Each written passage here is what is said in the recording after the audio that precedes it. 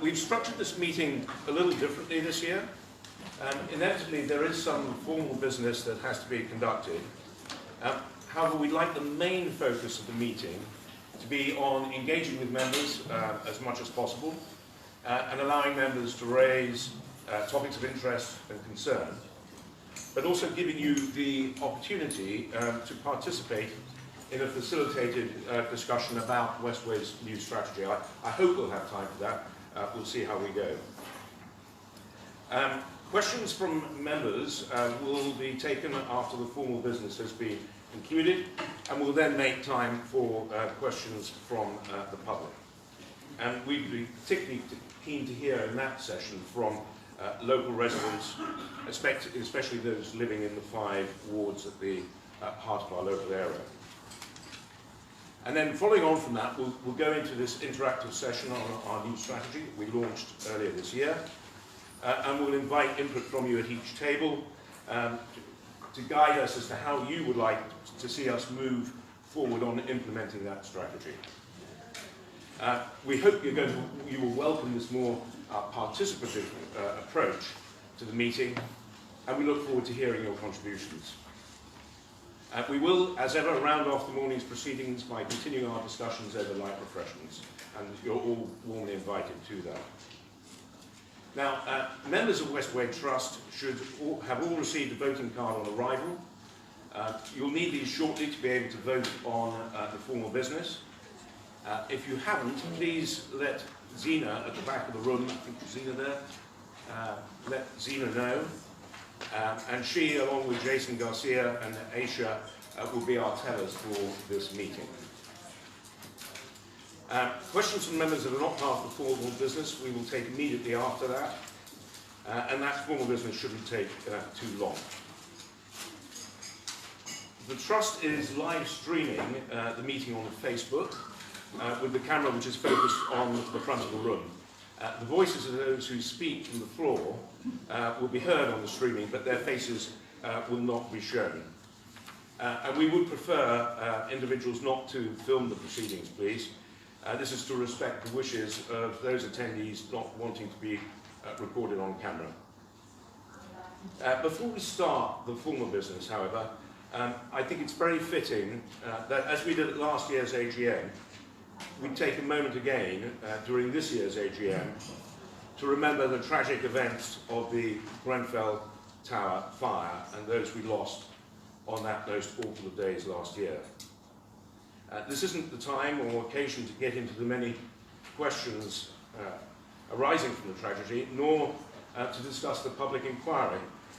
However, it is right that we acknowledge the devastation caused by the fire and the impact it continues to have across our community. So can I invite you, please, to join me in a moment's silence, 72 seconds, as we remember those who died in the fire. You may also wish to remember at this time other community members we've lost in the past year, including Tim Burke. Those of faith may wish to spend this time in prayer. Thank you.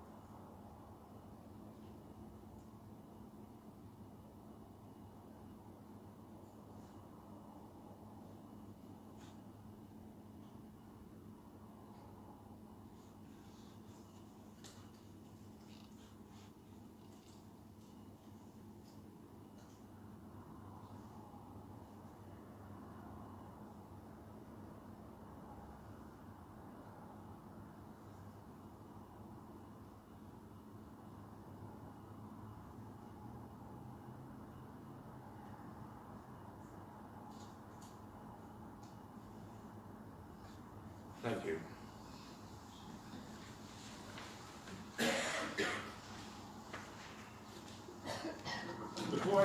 formal business of the AGM,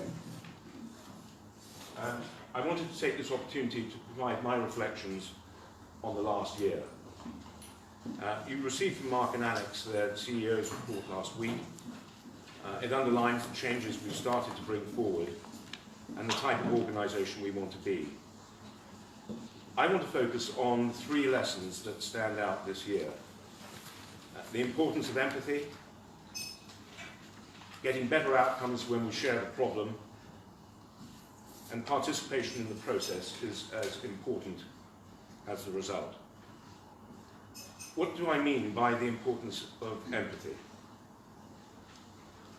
For me, this year has been one of the toughest. I think the reason for that is that we've honestly tried to face up to criticism of past behaviours. It's evident while many people have positive experiences of us and rely on the organisation as a trusted partner, this is not a universally held view. The organisation of old has not served every part of the North Kensington community as well as it could. In the past, the leadership at times has been forceful, even aggressive, has lacked empathy and understanding, and has marginalised people in the process.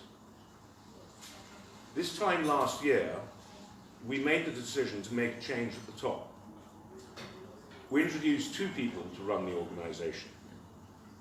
By this, we wanted to signal a fundamental change of style, one that collaborates, not dictates, one that listens and learns, one that works in the spirit of partnership, and one that empathises.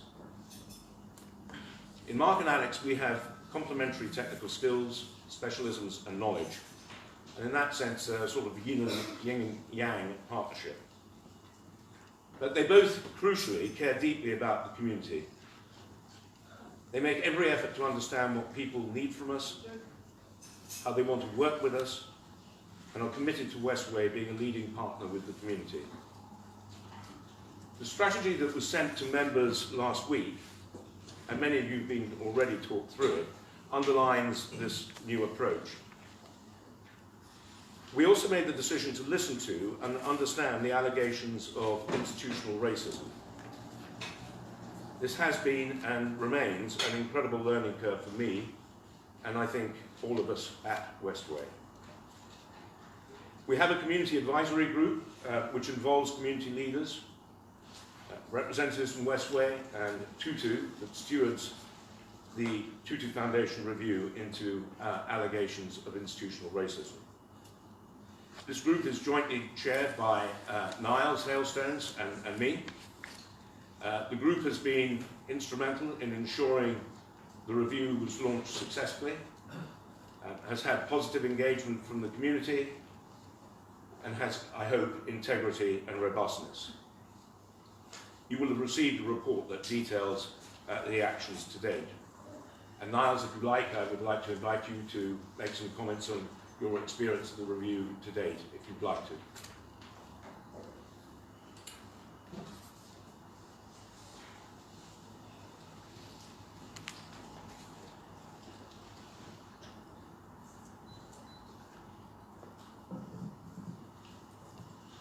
Good morning, everyone. Good morning. This is a difficult one. Everything and nothing has changed. Hopefully, we're now in the process of change. But I could not honestly stand here today and say that I have seen that change yet. This process is change. The review that's happening is change. Last year, we were in this room, and when the issue was brought up about institutional racism, we were told that an investigation had been done and that the claims were found to be untrue. This year we're here, part of the group that is doing the review. That's the difference. The fact that we're involved with it now means that we have an insight and an oversight as to what's actually going on, which we did not have last year, and which was fobbed off last year once again, as it always has been. So to me, this is the change this year, is that I'm actually here saying this to you now from the beginning about this review, because I want you to know that our involvement with this review is genuine, and it has to bring change. Because we have seen no change since 2015 to here. And the only way we're going to get change is that new processes like this review that's going in are put into place to ensure that change, because change has to be radical. Yeah, we are still feeling the burn. Yeah, we are still feeling the effects of everything that's happened to our community over a 50-year period. And the wounds are still sore. New processes like this have to be created, and not just with this process into institutional racism, but with the whole governance of the trust, which is where our journey started, yeah, in terms of change within the trust. So we haven't seen that change yet, but we're working towards it. And this process is part of that change. But there has to be other processes set up now, along with that process, to ensure that there is permanent and long-lasting change in the trust now that is led by the community. Nothing is no longer, nothing short of community leadership and self-determination over this land in relation to the trust, who are actually working for us, is acceptable. Nothing other than that. So any process that comes in from this point has to have those ingredients. This process that we're doing, the Institutional Racism Review, has those ingredients. That's why I'm part of it. Because we really are about change, and for our community, the whole community. Yeah? So I want people to get involved in this, I want people to respect the review, and I want us to complete it. I don't want anything to come in the way of us completing this work, because it's taken us 50 years to get here. And personally, 3-4 years of being ignored. Yeah? And denial of what we are experiencing as people. So it's vitally important that this review is done, because it's at the core of the culture of what is wrong. Yeah? So like I said, I couldn't stand up here and talk any other different way than I normally talk. Why? Because this is genuine. I can't come up here with a written speech. I can only talk to my people. Do you understand what I'm saying? It's all I know how to do. Yeah? And I'm saying now, work with us on this one, on this review, but let's work to make sure that all the other issues that are going to come up today, we are finding radical solutions to these problems in terms of how this trust can change in order to truly benefit and represent this community. Thank you.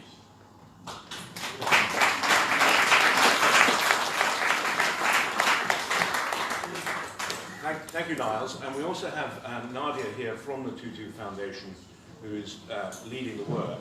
And Nadia, would you like to say a few words?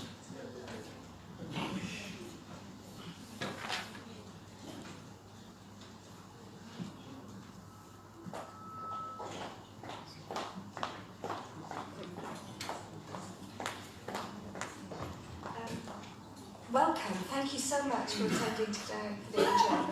This is quite an important meeting for us as well, not just for the Trust.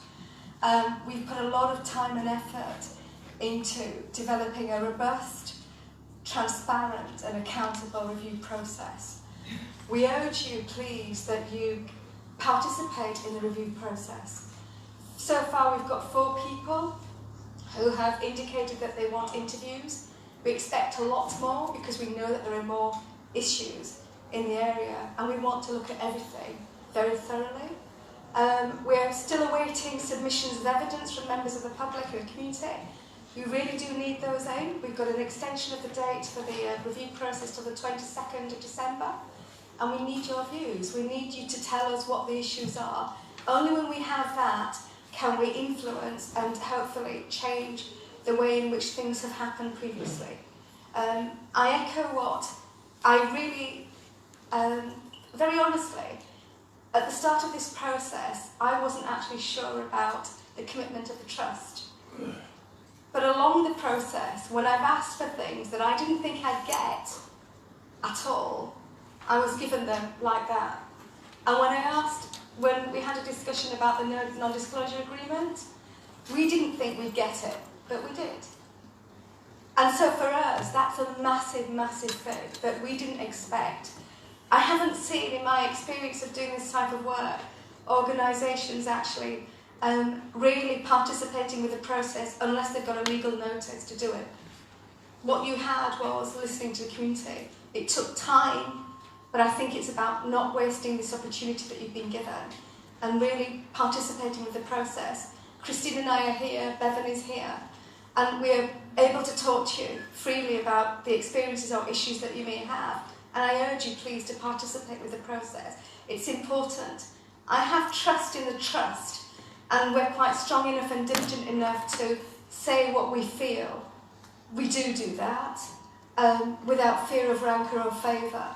And I'm appreciative of that, and we keep pushing.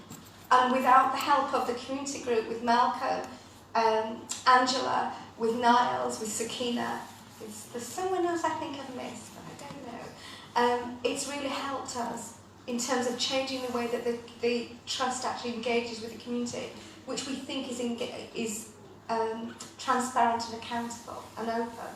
So I urge you to participate, and I welcome the important role that the community has taken to be part of this process. Thank you, Nadia.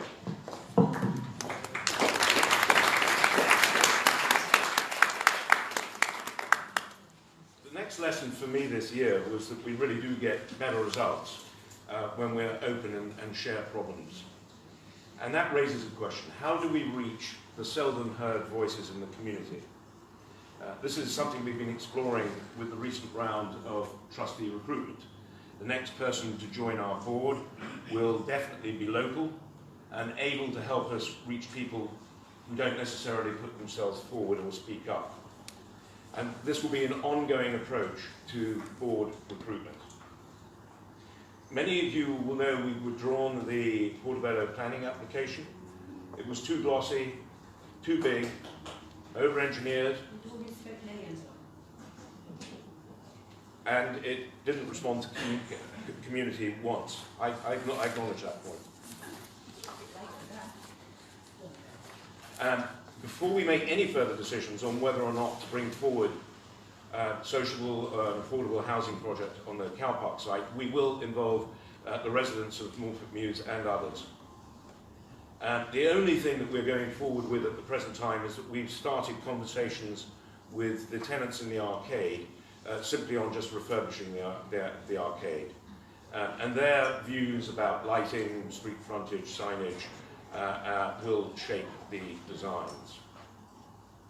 And finally, we've also paused plans for the arts and cultural space at Ackland Village. We're waiting for our new head of arts and culture to arrive in the new year. And her first job will be to engage with all those involved to date, those using the spaces, those with an interest in the spaces. We'll form a community steering group that will steward the project, and we'll share all the challenges of developing this space with that steering group to get their advice on how best we can meet them. Participation is actually as important as getting a result. When we were discussing our new strategy and what social well-being really means, we had in-depth discussions about the importance of participation and its impact on well-being, on belonging, on ownership and control. Understandably, we all want more control over the decisions that impact our lives. And that includes the environment in which we live and the resources we require to get on in life. To address that, we've expanded the opportunities for local people to be part of our governance. 9 out of 15 board members and co-opted members on board committees, and this will soon be 10 out of 16, are from the area and are part of our governance. Grant making is now devolved to locally based representatives and individuals, and we're introducing a participatory grant making process from next year.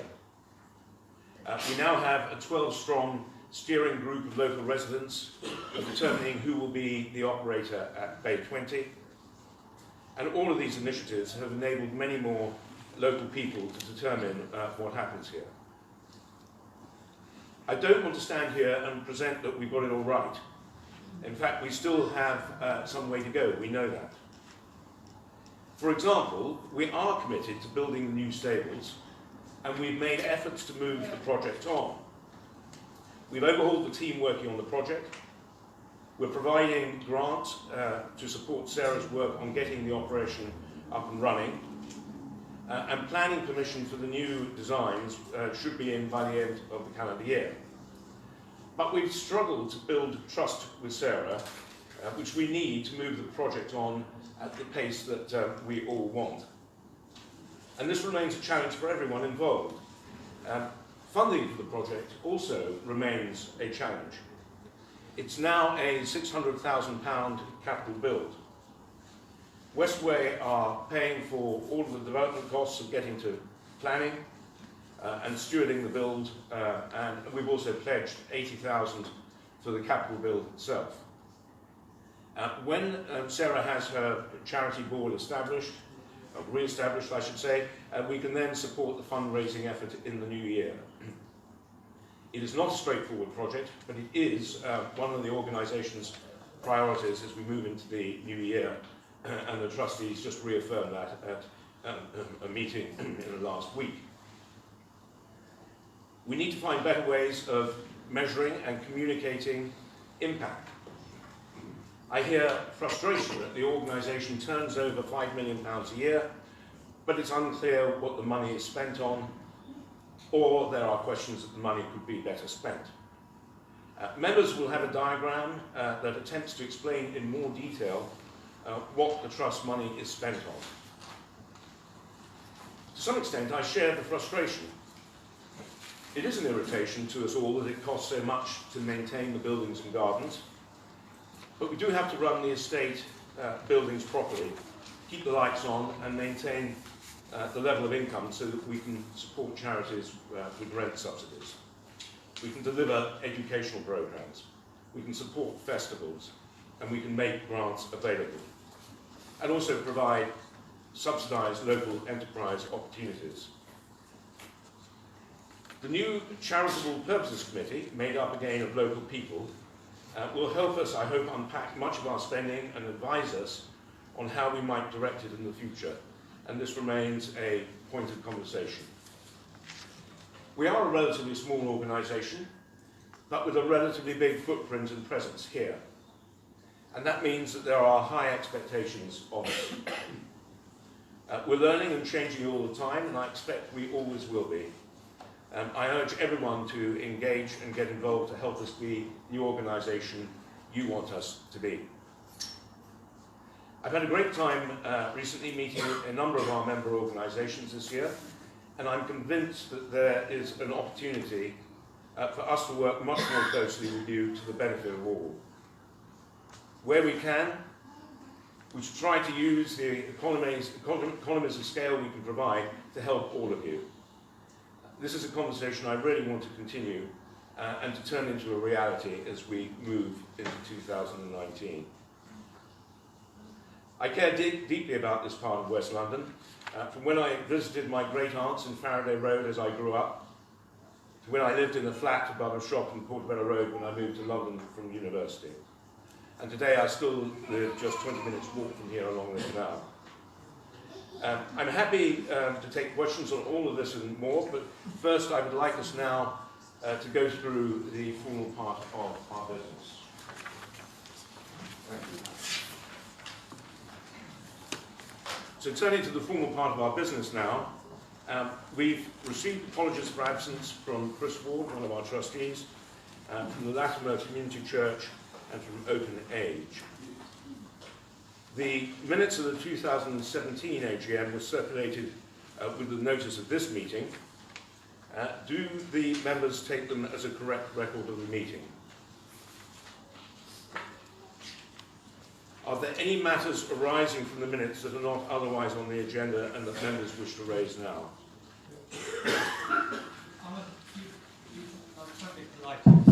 The action points. Sorry. Could I just ask you to name the member organisation? Okay, Tom Fitch from Swinbrook Residents Association.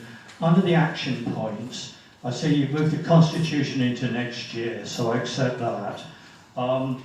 It was somewhat unusual in the way in which you've minuted my comment about British working class children. The point is that white working class boys and Caribbean boys do worst at school. Now, I wasn't saying we wanted an exclusive supplementary school for white working class children or for white working class children and Caribbean boys. What I was saying was that is where you've got your weakest educational attainment in North Kensington. The risk of fascism from white working class people is real, and we discussed that. What I would like Westway Trust to do is some research on this. I might actually be wrong, but I would like Westway Trust to fund a piece of research which asks the council and whoever else is relevant, what is the performance of white working class boys and what is the performance of Caribbean boys in local schools? That's going to cost you 10,000 quid, maybe less. And then from that, you've lost the mic. From that, you work out what your policy is going forward, how you're going to address that situation. At the moment, it's just left hanging without an action point. So I'd like there to be an action point on that in the next year. To me, it's a very serious issue. The second point which I raised, Notting Hill Housing Trust. Now, this is actually very important for North Kensington, and as a local resident, we've been here for 26 years with a partner in the area. I want you to understand that extended families are very important in North Kensington. The Moroccan guy who lives downstairs from me, he lives with his mother, but his sisters are about 100 yards away. There's aunts and uncles. There's a whole supportive framework around that family, by the family, which means social services doesn't have to get involved. What Notting Hill Housing Trust is doing is they're selling local social housing, and people are being told they can live in Hounslow, Croydon, Newark. So social service costs go through the roof because you have to support the older generation when the children aren't around them. So the point I want you to take is that the demise of Notting Hill Housing Trust locally is a very important social issue for the next 50 years. It's part of gentrification. We pay for those flats in the Victorian houses out of our taxes. They shouldn't be sold. We're saving money from them. We put in an application to Westway Trust to do a bit of campaigning around the issue. The application was rejected. There's local people sitting near me who were part of that campaign. Local people have got families and children. So, okay, I'll leave that one. I'd like there to be an action point on Notting Hill Housing Trust that you actually consider what is happening to social housing locally, because we're losing probably £2 or £3 billion worth of social housing in North Kensington. Part of, it's a farce. The local authority, congratulations to them, they're building more social housing. Notting Hill Housing Trust is selling social housing. The end result will be zero. Okay, my third point out of those minutes, I can't see it. It will be air pollution. I can take that later. If I talk about air pollution later, is that okay? So, fine, thank you. Okay. Thank you for those comments, Tom. Any other comments? Toby, can you take the mic and tell us which organisation you're representing? I'm representing the local community. Because I'm no longer part of an organisation after I made a decision to leave that organisation after they did not support me in my issues around institutional racism at the Westway Trust. And in fact, they chose to suspend me on what I believe to be unreasonable grounds. Okay. So,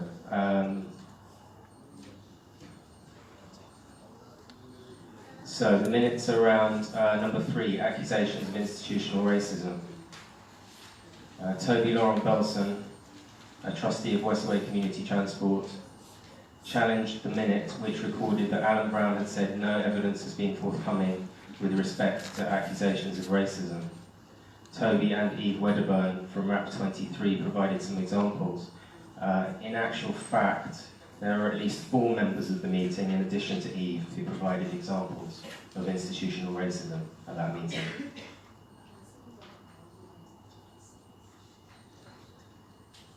In addition, in actual fact, written evidence was provided, which is, I think, the thing that you've been asking for the past 3 or 4 years. Written evidence was actually provided via email. And I'd like to ask, for a start, whether or not you have taken the due care and attention to actually check your emails over the past 3 or 4 years around this issue. And I'd like just to understand if you understand that you did actually receive an email back in 2015 with the written incidents of institutional racism that you were asking for the past 4 years. So the only reason I'm smiling there, Toby, is I'm obsessive about email. Yes, if it was sent to me, I would have got it. Obviously, I don't remember the specifics of an email from 2015. But that's fine. I mean, again, we're now, as you know, going through this investigation. I entirely accept that when this was first raised in 2015, I really misunderstood the question that was being put to me, and that's my fault. So I was concerned about individuals who might not be able to defend themselves either because they've gone or possibly even died. I hadn't understood and appreciated the nature of the issue that was being raised in terms of institutional bias.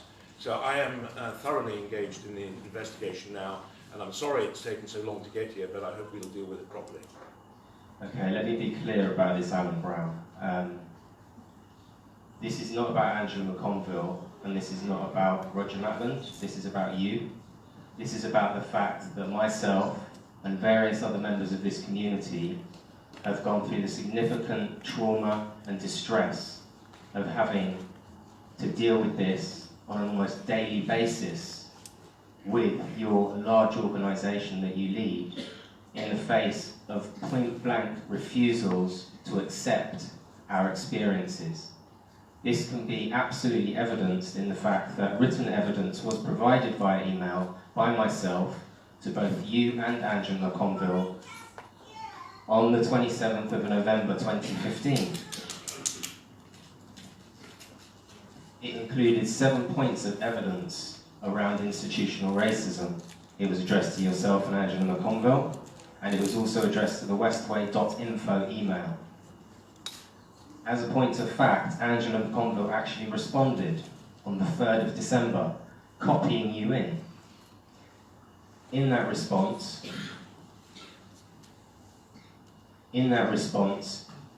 she actually accepted at least 2 of those accusations and apologised accordingly. So I'm at a loss as to understand why it's then taken another 3 years for you to have gotten to this point. And within that 3 years, you have denied there being written evidence on at least 2 occasions in Westway Trust AGMs in front of every member organisation present, causing me further trauma, causing me further distress, not to mention all of the other people that I represent with this issue. So I'm sorry if I've caused you distress on that. I think there are legitimate questions as to what constitutes evidence. But you asked for written evidence, yes, over and over again. An email. Let me be absolutely clear here. In the court of law in England and Wales, email constitutes evidence. It's that simple. I'm not disputing that.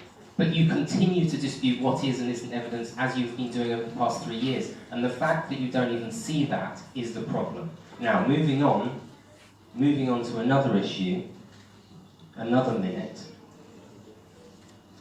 2016, one of the actions from that, 2016, at Henry Peterson's suggestion, the 2016 AGM minutes be amended by deleting the phrase, "but none had been forthcoming."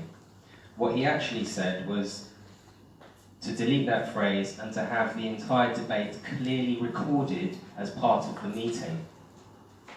That debate has not been clearly recorded in these minutes. That debate included myself making the statement that the exchange itself at the AGM, including your clear resistance to the movement forward and clear untruths relating to the minutes and evidence, which I've shown once again, absolutely here in this meeting, that's been put to the chair, were another example of institutional racism committed by you and you only, Alan Brown. That is not here in the minutes, even though not only myself asked for that, but even I'm thankful, especially given what had taken place before and your complete refusal to accept my points, I'm thankful also that Henry Peterson also stated that that debate should be fully recorded in these minutes, which it is not. That needs to be amended, please. Would you like to respond? Fine. I'm going to let the Tutu Foundation's investigation determine where we stand as an organisation or as individuals in terms of institutional racism. This is a point of order, though, on the minutes. Oh, no, on the point of the minutes, I think we've been taking a note of what you've said. We'll check that and, if necessary, amend them. Okay, thank you. So with that, if I can... No, I have more. Sorry. There's a question behind you as well.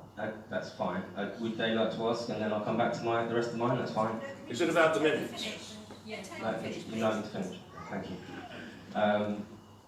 So, on the point of role and voice of community trustees, H, Bob Larkin and TLB asked whether community trustees, referring to those...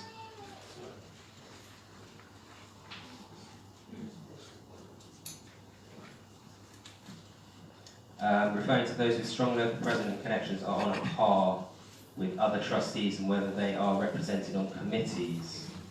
I actually made a detailed point about the lack of community trustees on a number of significant committees, including the property and what's that one, property committee. And I'd also pointed out that in the 2016 AGM, it had been agreed by Monica Press to take action. So that ought to really be in those minutes as well, the detail of that point. Down to the point on Fiona Ramsey and saying that the reason she joined was, as a local resident, she felt the board was unrepresentative of local communities. It was important for her to know what's going on and to voice the opinions and thoughts of local people. She said her voice is equal to all the others around the table. She said that both she and Shireen Williams are vocal trustees and are making a difference. I think it should be pointed out that both have since resigned, 1 year ahead of the end of their terms. On the issue of Henry Peterson saying that there had to be a responsibility on the community to organise itself through neighbourhood forums, I responded that the community had done all of these things, actually. The stables had a CIC, and also on the issue of the neighbourhood forum, that was something that I had discussed with Henry Peterson and was not seen as realistic for a group of time-poor community members.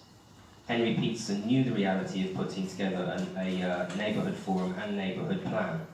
You'll be aware that the CIC subsequently came to... That's not the... This is classic. That's not the point I'm making. That's absolutely not the point I'm making. I'm trying to go with the minutes here, Alan, so please stop responding on absolutely irrelevant things. Next, it was Monica Press who said that the role... it says here, it's noted as she said the roles take time and require compromise. She didn't actually say that. What she said was the process of change was slow and compromised, which is a significant difference. To say something takes time and requires compromise is not the same as saying something is slow and compromised. On the issue of I think it was the resignations of Christian Tillery and Miriam Nelken as a tipping point for the Trust. Monica Press actually went into a long statement about Angela McConville. She stated that the majority of the board were extremely disturbed by Angela McConville's email around Christian Tillery and her words around calling him an internal activist and going native and the like. She then suggested that her absence was a big change and the new personalities were helping us move forward, which I fundamentally disagree with, of course, given that Mark Lockhart has been part of this organisation for over 20 years and has been the main sticking point on the stables. On Alan Brown, he spoke about CEO succession in the light of Angela McConville's departure. Now here, there was actually a question from Jacob, which was, why was Angela McConville allowed to leave without being investigated? I supported that statement, stating that she had left with a full bonus without achieving her key performance indicators. At the time I mentioned that there were 4 key performance indicators that she'd not got. As far as I'm aware, that's not true. I think it's actually 6, and she managed to hit 1, but still left with a full bonus of £12,000 of community money. Can I correct you on that? Please do. So, first of all, we had no means, of course, of stopping her from leaving. She resigned and left. The last bonus that she received was months before she made any resignation. It wasn't that she was paid a bonus on her way out. The bonus was related to the prior year and was at the same level as most other people in the trust, in percentage terms. And on the key performance indicators that she didn't hit? To be honest, I can't remember without, I'd have to go back and look at them. That's She convenient. actually had about 12 and she failed to meet most of them. Because I was part of the group that set the performance indicators. And she failed on most of them and justified it all in terms of nonsense. Getting all her friends to work for the trust. Are we talking about the same performance I'm objectives? talking about the plan that Angela Conwell didn't deliver. Because I set her objectives. I'm sorry, I was part of the group that appointed her. We set them when she was appointed. She let us down on every single one. When she was appointed. I was the community trustee. No, fine. I now understand what you're saying. We have a process where we set annual objectives for. Yes, I know. I was part of the group that set the objectives originally. I understand the diagrams. I understand the delivery. I understand what you haven't done for any of us for a long time.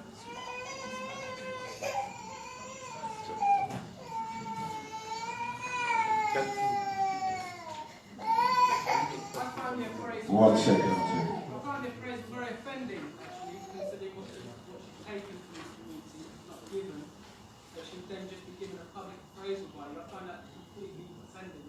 Sorry, could you say that again? I didn't quite hear. You didn't have the microphone. Appraisal of Angela McConville publicly offended me, considering what she's taken from us and not given.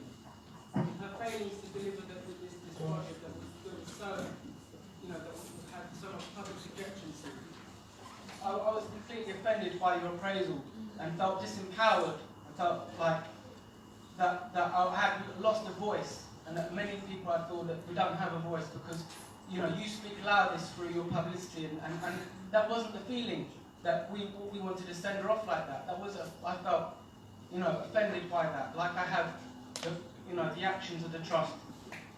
Okay, I hear you. For the moment, we can just stick with the minutes, and we can come back to more of these comments. There's one last thing that I told you on this list, yeah? All right. Yeah, I have to do this because this was the most important thing on this list also after all the aforementioned. We request that we resume the public meetings that stopped. We began public meetings that were happening regularly to deal with all the issues that are impossible to deal with within this space of the AGM, which means that these meetings dealing with these issues need to continue consistently as public meetings. That needs to be resumed ASAP.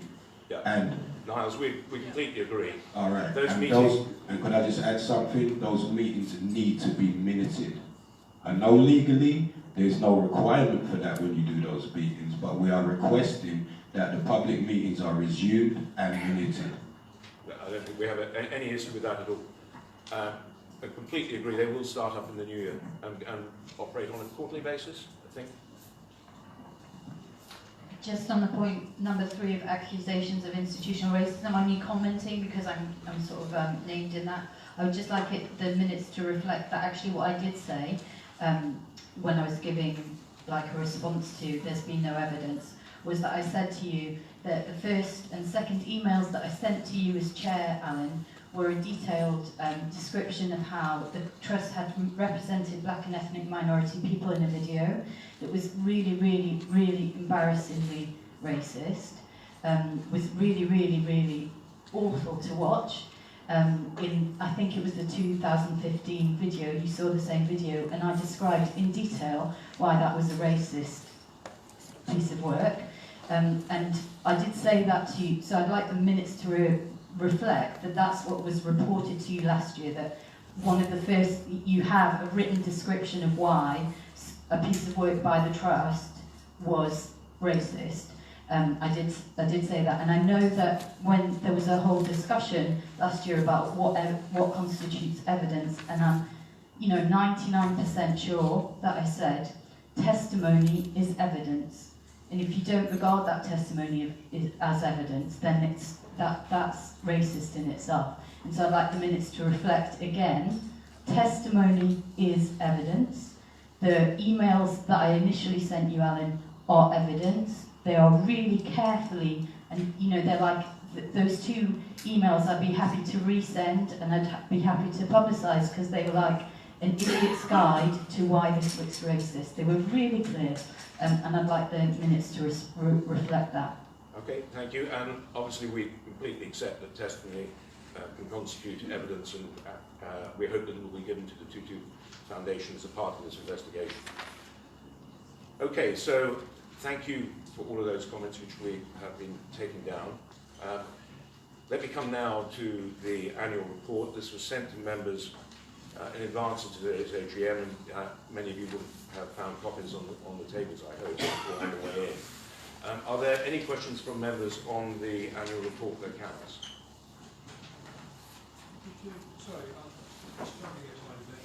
You've got a surplus of about 1.9 million, although your operating surplus. Sorry. You've got a surplus of about 1.9 million, although your operating surplus is less. Your cash has gone down by about 1.4 million, and you spent 1.4 million on property improvements. I think the main point is, can you say what the property improvements were? It's down as additions in note 12 on your investment property. So it's your biggest spend. And Mark answer. Okay, thank you. Yeah, the biggest spend as a large lump was the investment works at the Westway Sports Centre. So yeah, so that was sorry. So the biggest. It's okay. The biggest investment was the improvement works and the additional facilities at the Westway Sports Centre. Together with everyone active, we co-invested £2 million, for which our share was £1.3 million. So that was £1.37 million. So that was the bulk of that investment. And cash has gone down, obviously, because we invested in the facilities. Is that the one over St Mark's Road or the one on Port? That's the Westway Sports Centre. Which is St Mark's Road. Which way we go? Yes, it's under the roundabout. Yeah. And in the current year, of course, we've co-invested in what was the Portobello Green Fitness Club, Westway Sport and Fitness Club. Okay. And if there are no more questions, can I now move the resolution to... Okay. I'm going to keep this really simple. It's very hard to work out from the accounts some very simple questions. I don't know if it's just me, but this being given to the community is kind of highly unintelligible as to work out what's actually going on. Is there anybody in the community, apart from those in the trust, first of all, that could decipher these accounts? I can, but nobody ever lets me. Yeah, you can? No, I'm asking a serious question because I can't make head or tail of it most of the time. And there's some simple questions I'd like to ask. Like, I understand the council files, they're just sort of an overview, headline. all right, so no, but these are the questions that you can't work out from me. How much money, how much money has been spent, for instance, on Destination Westway and the Portobello Village Development Project? How much money has been spent on that up to this day? Because we can't work that out from the accounts. So there's something that we can't work out as a community in terms of your accounts. We should be able to clearly be able to see what's going on in terms of the issues that concern us. One of the major ones, just that question alone I'd like to ask again and get a question. How much money has been spent up to date on the whole Destination Westway thing and the Portobello Village Development Project, which you've now also admitted today is actually redundant? Well, of course, the spend on the Portobello scheme was over a number of years, so you won't see it in any one individual set of accounts. It's spread over time. I don't actually agree that the Portobello scheme is defunct. There's an awful lot of learnings and there is some work that will continue. But of course there have been a huge number of iterations of that, from the original designs that were presented to the community, and we had some fairly forceful feedback on that, and we had iterations.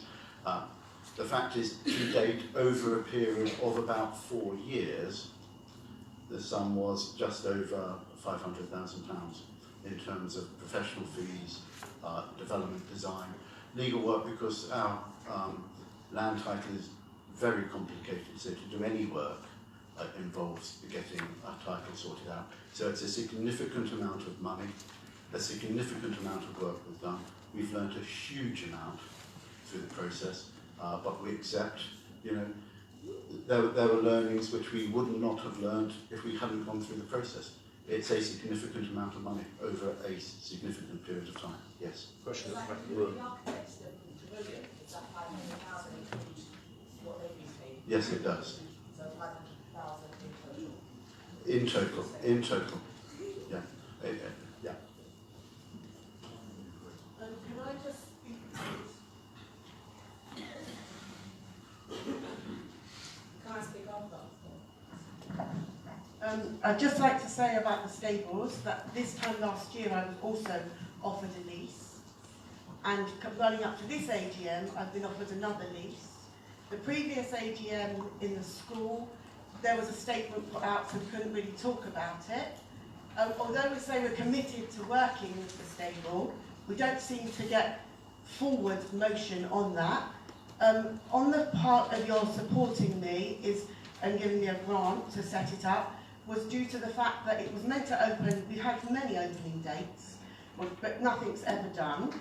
So in September we had an opening date, and that had been many years that I hadn't been able to work or do anything, and it was suggested that I was paid. I didn't want to be employed by the trust, for reasons being I don't feel that's appropriate. So I'm now being offered a grant, you know, from the trust to set up the stables. The charity is now incorporated and set up, but I do think that you're pushing to put people that you want as trustees and not as we'd like as trustees. And I just feel that the whole project, every time we have an AGM, it's sort of pushed to the side that, oh yes, we are doing it, it's going ahead. But we are now at the 3rd AGM, and we're still in negotiations. I've been given another lease, but that paper doesn't hold any standing until it's negotiated by both parties, and then it has some relevance. So at present, I'm just given more and more pieces of paper, but still continue to try to, and the whole time, the whole community is losing out on that asset. Sarah, I completely share your frustrations, but I mean, you will acknowledge that the plans have changed at least about 4 times. And, but the plans changed from the arena, Alan. Can I ask you a question? Yes. Because you just said your charity was properly incorporated. I went onto the Charity Commission's website at the end of last week, and it was still shown as being in default. Is that not true? No, well, Mark said he'd seen it. It's gone back up, and it's all gone back now. So I doubt very much that's the case, but we can clarify that after this meeting. We'll go onto the website, we'll speak to the accountant, and we'll clarify all that, because all he has the papers back. Okay. So, good. You know, Good. and the reason that last year we was going to go onto the arena site is because it's, you know, I was told that there's no funding. There's no funding. So my idea was to get a temporary stable on the arena site to show that it's needed in the community, and I thought because it would be an ongoing project that would help to then get funding.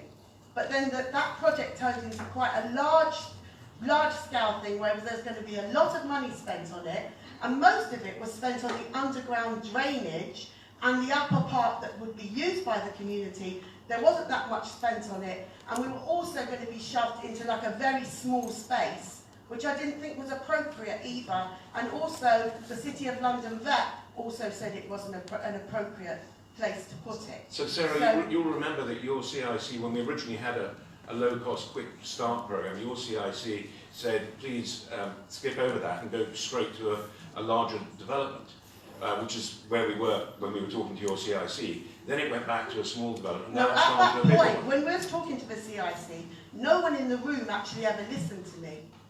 It's only in the past year that anyone has listened to me. Everybody else that was involved was listened to, apart from me. So, you know, a lot of the time, some of these suggestions, there were people who came on board who were trying to help, obviously, and there was just things thrown into the room, and then it was carried forward. Like the whole time, I have just said, the reason I wanted to go into the arena was because I was told by yourselves and how hard it is to get funding. It's so hard. And then all of a sudden, there seems to be not an abundance, but it's quite simple now to get funding, you know, in the appropriate, if it's put forward appropriately. So you keep putting it back that, you know, we're making, myself actually, because I'm the one that's stuck with it the whole way, that I'm making all these blockades and stuff, but I'm not. No, I'm not. I mean, the goalposts have moved for all of us, and it's been hugely frustrating. And as you know, we've got another frustration at the moment with the Network Rail wall, and we've got to get Network Rail to move on that, which we will try to do. So, Sarah, I genuinely would like nothing more than to see horses trotting around. Can you just explain the Network Rail wall? Because seeing as the stables was operating for 20 years, and the walls, the difference of the walls hasn't changed and isn't going to change, how does that suddenly, come into play? Okay, well, on that specific point, because the stable walls are quite old and they were fairly unstable when we went back into the site, they will have to be rebuilt, re-strengthened, and if you build anywhere within a certain distance of railway assets. Okay, I understand what you're saying, but you do realise that the wall at the back was down already and it was rebuilt by the people that you put in who put all the wood up, and that never stopped anything then. The back wall was down completely. They put a new back wall in and it's got breeze blocks in it, and I could take you and show you it still stood there now, and that wall was down. I know that wall was down because I hit it with the forklift. So I know I did. And obviously it's got to be rebuilt and rebuilt. It's built now, it was rebuilt. But it, you know... But that was down, so there was no... And the works was done by a contractor that you put in, who put all the boarding up. So at that time, why did this thing not come into play then? Because we're putting in a planning application to rebuild the stable blocks, to build them solidly for the long term, and if you put in a planning application, Network Rail will take an interest, and this is to make sure that we're talking with them so that when the application goes in and we have the designs, we're working with them, so there will be coordination, and we can get it done. I fully understand that, but we're not going out of the footfall pattern of the original stable. So we can come back to this habit. Right. For the moment, if I could just take questions on the accounts. If it's not about the accounts, please hold it, because we'll come to open forum in a moment. Sorry, I'd just like to say, Mark, right, that I think the reason why the stables aren't there is because of Westway Trust. If you hadn't got her out in the first place, there wouldn't be any blockages. All the blockages you're talking about are the ones you put in there. If you hadn't have tried to get her out, she'd be in there. So all of these things you're listing, they're things that are a result of your actions. The Westway Trust, 3 years, right? 4 years. And I said to you, Mark, why do you think Sarah's still here? Why do you think she's still standing after 4 years, right? And you didn't have an answer, right? And I have an answer, and I think it's because community support. Because I don't think anyone will be able to last that long on their own. We all need support. Okay? So you're listing all of these problems. They're your problems you created, right? Don't put them on her, all right? Because the stables were fine, yeah? They were fine. You should have kept your hands off them. So again, we're talking about the accounts at the moment. No, we're not. Sorry, no, we're not talking about the stables. accounts. We're talking about the stables. Yeah. Can we ask one more thing about the stables? Some assurance, because you mentioned in the beginning that there is going to be a stables there and that you're working with Sarah, but actually you never really say that you're working to get Sarah's her charity back into the stables. So can we get an assurance that you're not looking to get Sarah employed by Westway Trust, that you are getting her charity back into the stables? That's exactly what we want. Yeah. That is exactly what we want. That's exactly right. And look, Put your mic closer, please. I can't hear. okay, sorry. So, you know, we are committed to put the stables back. It is not right that the stables were absolutely fine all those years ago. They were doing all right, thank you very much. Sorry. The structures were unsafe and they were getting worse. Did you ever go there? Did you ride on those horses?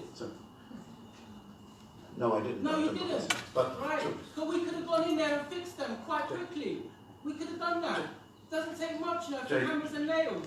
Not 4 years. Jacob. No, I'm telling you, we could have gone in there and done it ourselves with the hammers and nails. You're making a big thing. Like it has to be like, oh, we have to do a whole thing.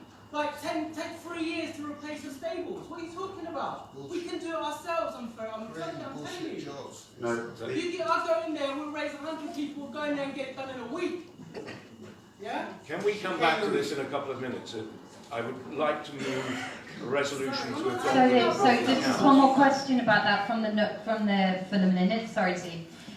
So last year, Sarah and people from the CIC asked for the second part of the feasibility survey, and the action recorded is to be given that Stephen Wren, no longer with us, oh dear, was to give the feasibility work to the CIC. Sarah, she told me they haven't received that yet. So the second part of the feasibility survey that was done, you know, quite a long time ago now, wasn't it? Still not in the hands of Sarah, who's obviously the main stakeholder and the person of interest there. There was some question about why that was withheld. You know, it was really put aside, you know, dismissed as sort of fanciful thinking that it's some sort of, you know, plot against us. But she still hasn't got that work, and it's recorded last year as part of the minutes. So when will that second part of the feasibility survey be given to Sarah? That survey was emailed, the copy was emailed in January 2000. So Sarah's saying it's not the whole study, and lots of it was blacked out. She'd asked specifically for the whole survey. The survey that was given to us, as we explained last year, included confidential references to other operators, and the person who carried out provided us with the feasibility study asked that not be shared, and we asked him to give us a version which was substantially all of the report that he was happy to have published, and we provided that in January 2018. So you've had the public version of that report. When he was discussing with other operators about how their organisations work to look at the feasibility, some of that was confidential to those organisations in their operations, so that they didn't agree for that to be shared. But you have had the public version of that report in full. So what it shows was the people that you'd actually outsourced to who probably were maybe going to be tendering for the stable or something like that. That's what it's showing, really. No, so it was the detailed finances of their own operations. But most of them are charities, and they're on the Open Charity Commission's website. Yeah, it's income and expenditure at detailed levels that we weren't in a position, we weren't authorised to share because it was their private information. Their public information, as you're absolutely right, is published on the Charity Commission website. Okay. And I'm just sorry, I just wanted to make it Good morning, good afternoon everyone. I'm Sheree Williams. I was previously a community trustee at the Westway, and I must say I went in as, I'm just going back to the minutes where Fiona actually stated my name. She said that both she and Sheree are vocal trustees and are making a difference. our efforts to be vocal and make a difference stood on deaf ears on a lot of occasions, and I just wanted to say I wanted to come to the AGM last year, but I was so frustrated with the trust that I didn't attend. I had an opportunity that day and I took that opportunity, and that opportunity has benefited me up until now, as opposed to sitting in an AGM and cringing because the community's concerns are, you know, kind of just, you're allowed an outlet, but in terms of actual results, the results aren't necessarily met. So I also think that, speaking to Fiona, she isn't here, but where she said that her voice is equal to others around the table, etc., etc., yes, it is, but in terms of certain ideas and certain concerns that we have, as I said, there are challenges, and these challenges were constant. In terms of the CEO succession planning, the concerns were ignored. The Maxilla Nursery, going back, concerns about that were ignored. Also, Christian Tillery and Miriam Nelkins' departure from the trust, when that was challenged, that was ignored. The Portobello scheme, although there were positives to do with that scheme, you know, a lot of the work around that, there was a lot of work, there was a lot of money spent on that, but there was a great push for that to happen, and for me, I did agree on certain elements of the scheme going ahead, because it was presented in a positive light, but where research was done from a community basis, it wasn't a development that would have benefited all. Also, for me, I'd say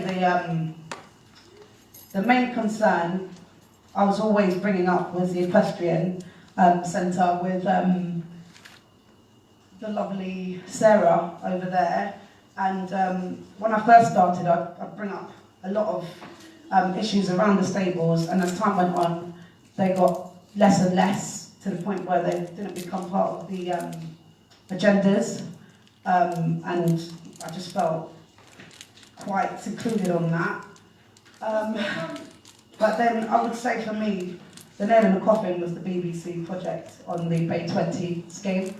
I voiced my concerns that it was a development that really needed to be slowed down, and for the community from all pockets, and everyone has different definitions of what a community is, but I've lived in this community all my life, and I'm involved with many different groups, many different individuals on a day-to-day basis, families, etc., schools, colleges, whatever, and that for me was what really did give me a heavy heart, the fact that with Grenfell, you know, people in that tower I knew passed away, and the BBC just came in and just decided to just take over, and this money was dangled.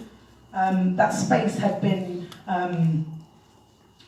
requested for development by numerous other groups and individuals in the past, and they've been ignored.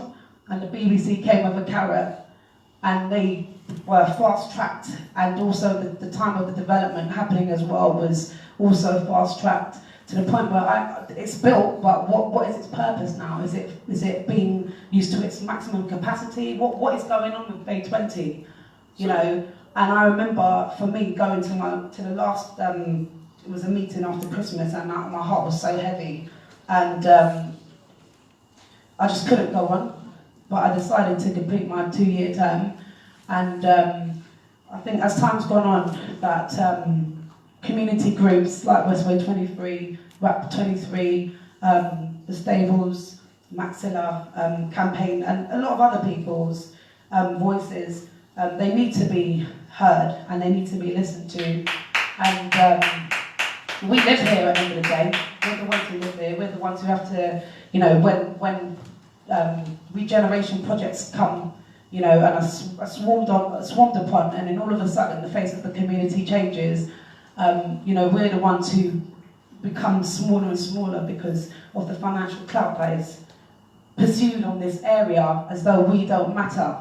You know, there's so much money flooding in here. It's like, what is going to be the face of this community in the next 10 years, because things are moving so rapidly, and the trust really does have to concentrate on building relationships with lower income families, because when I visit a lot of the services in the area now, they're very much used by higher income people. The sports centre is flooding with people on high incomes. The local Kensington Sports Centre as well, Mobley Sports Centre, everywhere. And more has to be done to meet the needs of people who do meet challenges in the area. And it also has to be visible, and it also has to be, you know, there has to be a concerted effort on the trust to do that, and not just putting up accounts and paperwork and stuff.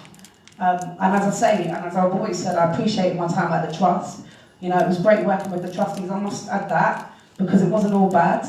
But a lot of work needs to be done. And I think that now is the time to really make those changes, and to also get people involved who really need, who really have the resources, the knowledge, the power, on a local level. And the trust needs to put things in place to upskill people within this area on lower incomes, so that they can be representations on organisations like the trust, because I know that there's how can I put it? People don't feel confident enough that, even though they might harness the knowledge and the skills, they still feel a bit, things like the trust and other organisations, being on the committees and stuff, is pie in the sky and not achievable, but it is. So there needs to be a concerted effort to reach people who really do count in the area. And that's all I've got to say.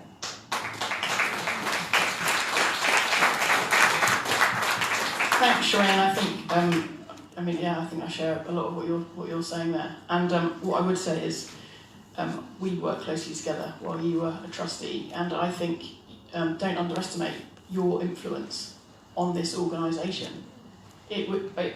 You are part of this transformation that's happening, and your influence has had a massive effect on this organisation.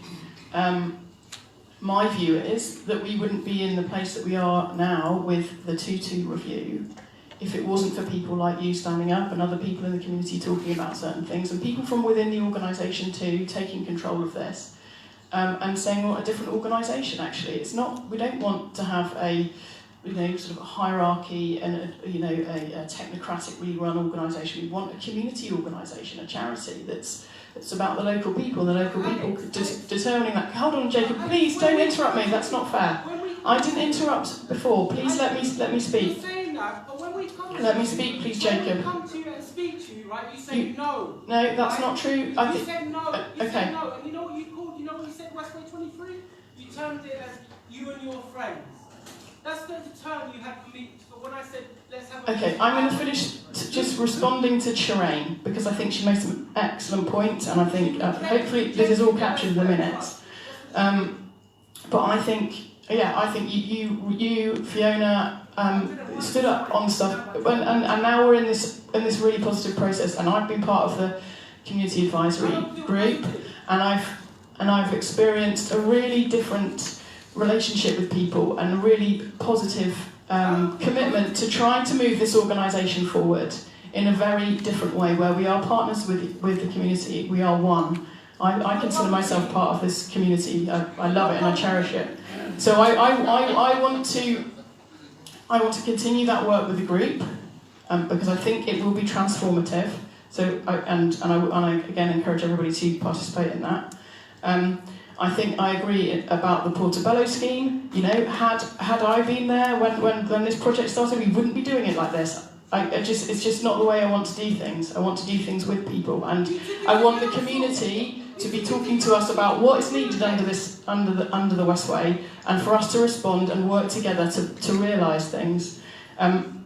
We do want to change how the land is used. We want to have more spaces and uses that are what people need and want here, and that people run stuff for themselves. I think I understand and appreciate the points about Bay 20, and that was a very difficult project for us. It was really, really challenged on lots of levels about the speed in which that was going. You're absolutely right, Shireen. I completely agree with that. It was really challenging. We would love to have slowed it down, but we couldn't. And we all had to kind of bend and be a bit flexible about realising that. But now we have a space. We have two spaces, in fact. The Dale Youth, which is really well used, and the community centre, which is apparently, it's so oversubscribed. We have to build more. Fine, great, let's do that. But it's being used by loads of different groups. The whole range of the community is taking part in that, and that's brilliant. And the other good thing about that is it will be handed over to a community operator and that will be decided by the local people. And that's the way in which we want to do things. That's the way in which we want to move this organisation forward. So I get the frustrations of the past, I really, really do, and if I could change it, I would. That's why we're doing 2-2, so we can address these things and so that it doesn't happen again.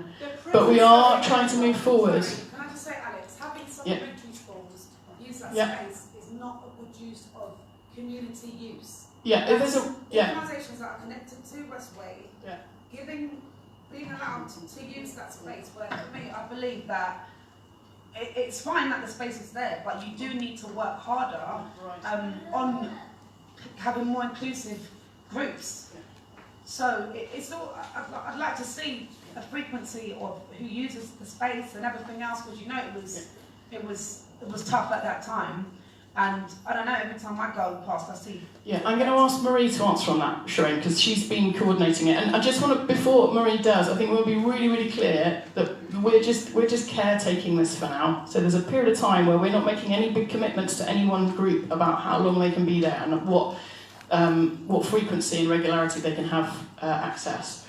Because we will need to hand this over to the operator, and we don't want them to feel that they have all these commitments, because that's not right. But Marie, do you want to talk about the sort of variety of groups that are using it? I'm Marie Mann and I work for the Trust, and I've been working at Bay 20 since it opened in October.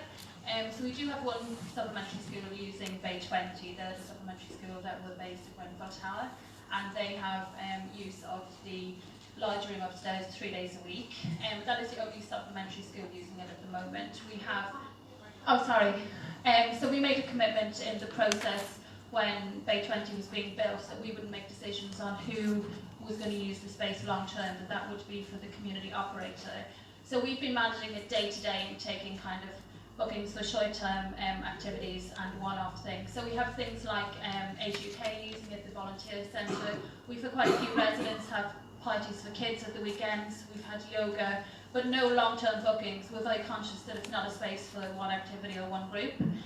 The steering group has been appointed. It was appointed by an independent panel, and we will now work with the steering group to tender for the community operator. And throughout the process, we've worked with locality, so a lot of the groups and individuals are interested in running it. We've had workshops on business planning and financial planning and setting up new legal structures. So we've tried to go at a pace that people are really comfortable, so they feel ready that when the tender comes out, that they will be able to respond.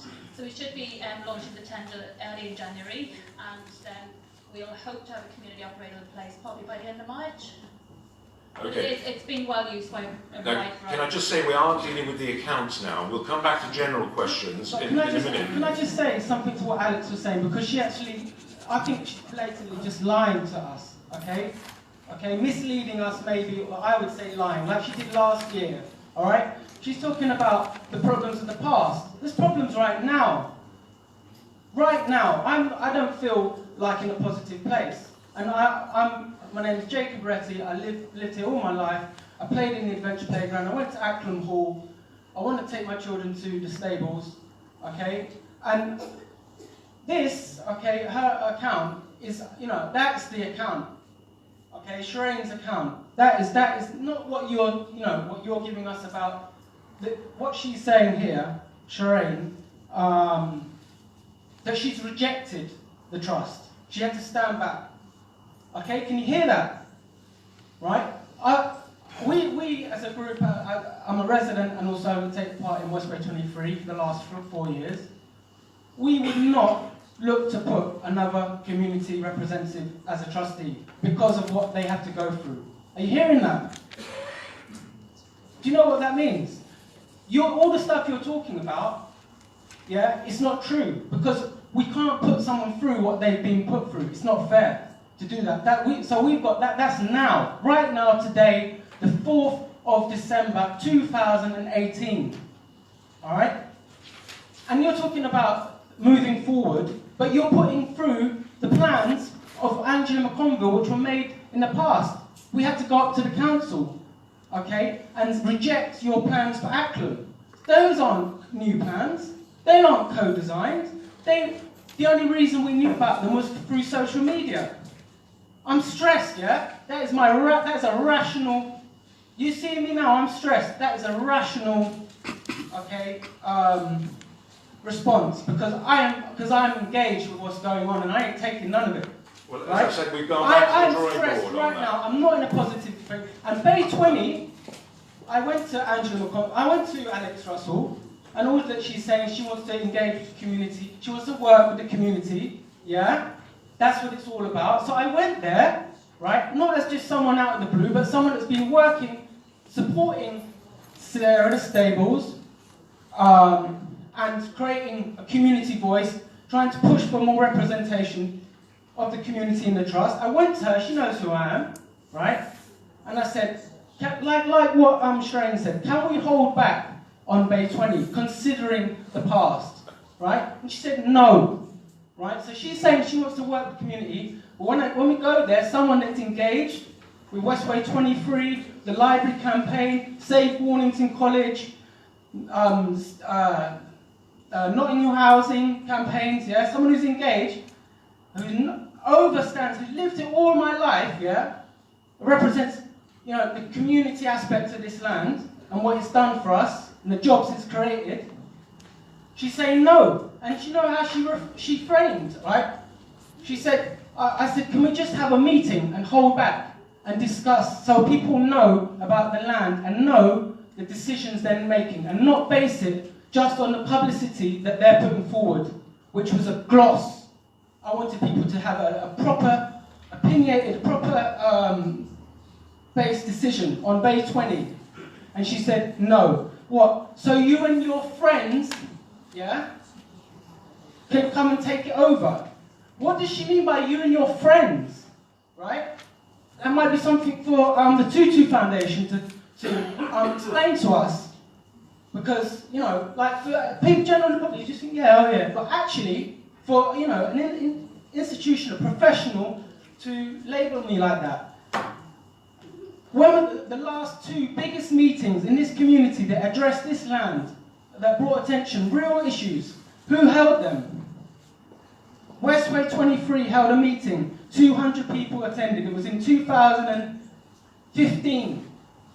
You and your friends.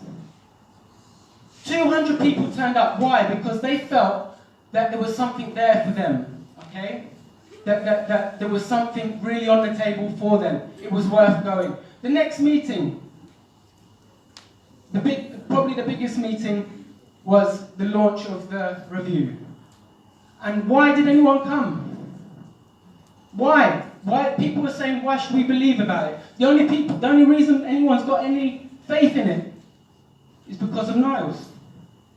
Yeah, I mean, I'm talking about people that have gone through the issues of going through all the process and nothing happening. And they're saying, why should we do it again? And you're saying, you and your friends. So people, I'm saying, this is my experience. When she's saying about community, yeah? That is my experience. I'm engaged with the community. I've library campaign, Save Warnington, our stables, yeah? And I grew up on this land, right? And I know what it means. And don't say, oh, it's in the past, because it's a culture. Ladbroke Grove, right? That's a culture, and it's like church. You can't say, oh, it happened. And you can't do that anymore. People go to church, yeah? This is Ladbroke Grove culture, that this is grassroots land, yeah? All your jobs, they came out of that, right? So my experience, everybody, is not what she's saying. It's what Shireen's saying, right? That's my experience. So we understand you're upset. Do let others please talk as well. And at this point, I just want to see if I can move the resolution to adopt the annual report and accounts. Is there a proposer? I'd just like to bring up that question I had before about how much was spent on the Portobello village development project. I remember having a conversation with you, Mark, in the village, yeah, where you expressed that there was a lot more spent than you mentioned today. So I think that needs to be looked at again. How much has actually been spent on that? I can't remember the exact figure, but it was at least double to what you've said today, yeah, in a conversation that we directly had. In relation to Bay 20, yeah, I'd just like to clarify something that has just been said, right? So the conversation about Bay 20 has been going on for 3 years, going on 4 years, yeah, in terms of what the history of Bay 20. Now, I would just like to state here so everyone knows, yeah, right? Because the problem, what it's very difficult to deal with these AGMs. You know why? Because of your culture. And the fact that you can't stop trying to promote yourselves all the time and make yourselves look good, rather than dealing with the issues at hand. Let me just say this, yeah? Is it not a fact that I invited both the BBC and yourselves up to the village prior to you starting work on Bay 20, and I showed you documentary evidence of what had happened in those spaces? I showed you where the bones were buried. You said, thank you very much, Niles, that was really useful, and you went and you built exactly what you wanted to build. Is it not a fact that I invited you to the village before you started building and showed you where those bones were buried? So I'll come back to that, but I see... No, I would like you to answer that now. Answer the question. I will. You can't stand here anymore. I have a proposer and a seconder. Do I have any votes in favour of the report and accounts? Thank you. Are there any votes against? I can't work it out. Any I think anyone else abstentions? can. Right, I declare that the vote was carried. And the last piece of regular business, the next item is the proposal to reappoint the auditors and to allow the trustees to fix their remuneration. The auditors are Kingston Smith LLP. Do I have a proposer for that? Thank you, Howard. Thank you. So I have a seconder as well, I think. Yes. Can I see a show of voting cards in favour of the resolution to reappoint the auditors? Thank you. Those against? Any abstentions? I declare the vote carried. There's no other formal business, and so that completes the formal business of the AGM, which means I must now come back to the question just posed. So the issue with Bay 20 was terribly difficult. It was quite clear that it was a binary decision. We couldn't satisfy both constituencies. It was either going to get built or not get built. And we took the decision, as you know, to build it. We are delighted to see the boxing club rehoused. You are. And we think that the community centre will be seen to be an asset as well. And it will be an asset that will be controlled by the community. Okay, that's great that you see it that way. But that's what the problem is. Your perceptions are the problem. Yeah? It's great that you see it that way, even though we showed you. Is it not true? Is it not a fact that I invited you all to the village, the BBC and the Westway Trust? You came and you saw the evidence of what happened, the history of CIP, the fact that we were talking about that space, me and yourself. When we took a walk on the land after 2015, you said yourself at that point that this is a waste of space. Is that not true, Alan? What, you mean when it was an empty site? Yes. Yes. All right. So it took 3 years later for the BBC to turn up post-Grenfell for anything to happen in that space. Why is that? And why was it empty for 20 to 30 years previous to that, when there was valuable work going on in the community? I showed you that evidence on screen at the village. Is that not a fact, both the Westway Trust and the BBC? Is that not a fact? Yeah, Niles, you did show us the video of what has gone on at Bay 20 before it's been built out, absolutely. And I think that I mean, like I said before, it's a very tricky decision to make about whether or not to allow them to build a community centre for everybody and a boxing club for the Dale youth that had lost their home. And you know, the reason why the trust hadn't built there before, I don't know, because I'm relatively new, but I think it's probably because there isn't actually a lot of money to build something. And the trust doesn't have that level of reserve to be able to build out. I mean, the estimated cost of that building is somewhere near £3 million. To fundraise for that and to get that money in place, it take a long time, and there's no guarantees, and we didn't have the money in our back pocket. So it is difficult, and there was a big demand from lots of community organisations, voluntary sector organisations, community groups who need space. And how much of that? How much percentage of that? I did talk. How much hold on, percentage of that space? I haven't quite Yeah, finished because yet. you're waffling. One second. Okay. We did talk to Pepe from Ebony Still Band about that space, because he used it, and I said to him, how can we make this work? Can we make this work? Is this really not something that you would support? And he said no, he did support it. He understood that there needed to be space, and that as long as we can do some more for the African and Caribbean community, the carnival community, and to repair some of the damage that's done from people before making decisions about moving people off spaces, then he would support it. And he is now he's now back on the estate. And the Ebony Steel Pan is using the garage site next to Subterranean. All right. And so we can build from there. What percentage of Bay 20 is been designated for community? How much is the boxing club? And how much is the boxing club, and what is the percentage of the community space?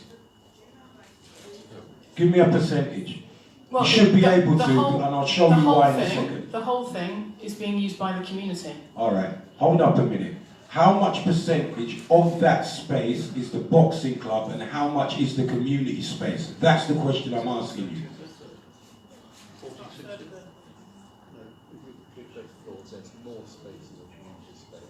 The community space is larger. Now, how? I've been down there, and it doesn't appear to be Niles, that way to me. Niles, you can't see, but Jeanette has been trying. All right, I'm going to let go of this. I know you don't want me to say what I'm saying, but it's cool. Check this one, right? Yeah? What you created is another marginalised space. And what you do by creating marginalised spaces is you pit the community against each other to fight over marginalised space. Yeah? And then you say that the problem is the community can't decide what to do. It's because you don't consult the community, you don't involve the community from the beginning, so whatever you do is already in line with the community. You do whatever you want to do, and then you try to legitimise it afterwards. That's what happened with the BBC project. The BBC tried to do this 6 months after Grenfell. Yeah, that's when they wanted to do it, because they wanted to get a story about Grenfell. And in fact, they said to me, if we don't do it now, we're going to lose the donations. That's the kind of talk that was going on. Right. Yeah. Right. So let's be honest about the motivations as to why you built in Bay 20, and stop patronising this community.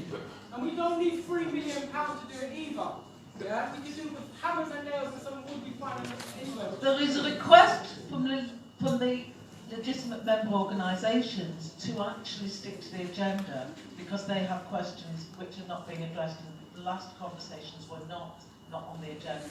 So can we please redirect to that? Okay, so let's now have questions from member organisations. If there are any questions or statements from member organisations. Okay, I said I'd talk about air pollution. Is this the right part of the agenda? Fine. Can you all take a very deep breath, okay? Take a very deep breath, and you'll realise you've just poisoned yourself. This is actually very, very serious, and I know all the other stuff is serious. Since the Trust formed, 3,500 people have died from air pollution in North Kensington. That's a very big number. I raised this in 2014 when we had an AGM above the fitness centre on Thorpe Close. Since then, 280 people have died of air pollution. I walked from Thorpe Close to here today. I paced out how many paces it was. It was 592. That means you could virtually lay the coffins of the people who've died since it was first raised at your AGM, from the front door here to the front door of the offices on Thorpe Close. It's actually a very serious matter. I also want you to think about your own staff. There's now a 40% increase in Alzheimer's related to air pollution. When I raised it with you about 2 years ago, it was 12%. It's American research, so you might say, does it apply to the UK? But it almost certainly does. Asbestos has historically been a problem. You helped my organisation remove some asbestos from the office. I'm very grateful of that. I think you really do need to look at what your long-term claims are from your staff, what your risk is, and what you do about it. It would cost you about £50,000 to put air purification equipment into your 2 large offices. I know that because I've costed it out for school halls in the past. What I don't want to see is that you get big claims 20 years down the road and that you find you're uninsured, because I told you about it in 2014. So the insurance company can say, well, you knew about it, it's in your minutes. I do think you've got to start taking this seriously. As trustees, you could say to your staff, how do we plant 1,000 trees on the land? They might say, come back and say, well, it's difficult. But what number of trees can you get on the land in the next 2 years? We had a professor from Imperial College over about twice for RAP 23. I think some of your staff met them. They can tell you what trees to plant over the telephone. You could plant 30,000 daffodils. Those little green leaves they have will actually absorb the air pollution in February and March. What the point I am making, Alan, is that you've been here for 3 years. 210 people have died of air pollution since then. They've had their lives shortened by it. Something's got to be done. The trust has got to wake up and say, this is our #1 priority. 2.2 is also a #1 priority, but it's got to be right up at the top of the agenda, and I don't feel it is at the moment. So can I just respond to that? Because I completely agree. I completely agree. I'd like to tell you some things which are going on in the background here, and they do involve other institutions, not just the Westway, but I hope we'll also embrace the Westway.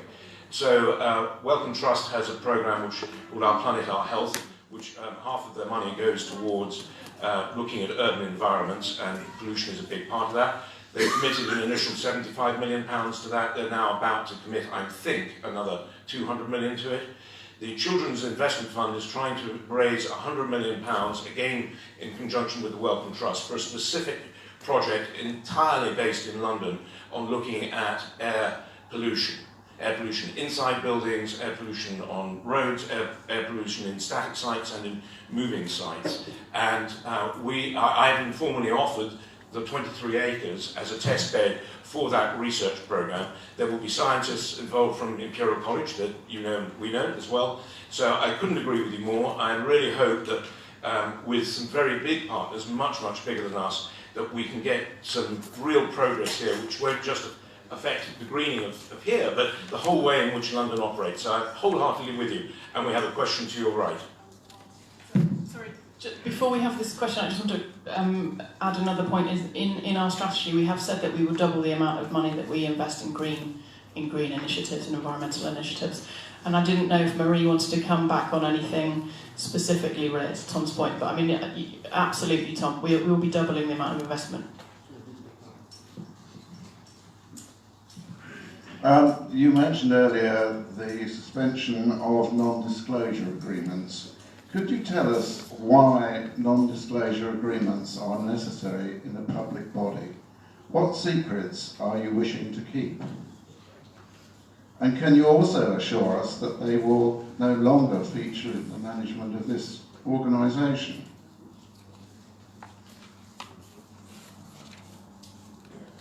Yeah, we've had a number of staff leave, and we've used standard agreements, that are common.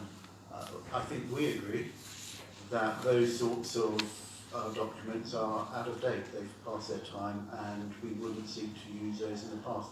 I mean, in the future. I mean, part of our engagement with the review into institutional racism and the Tutor Foundation is openness, and that will go forward. So if people have things to say, we feel they should be able to say those things.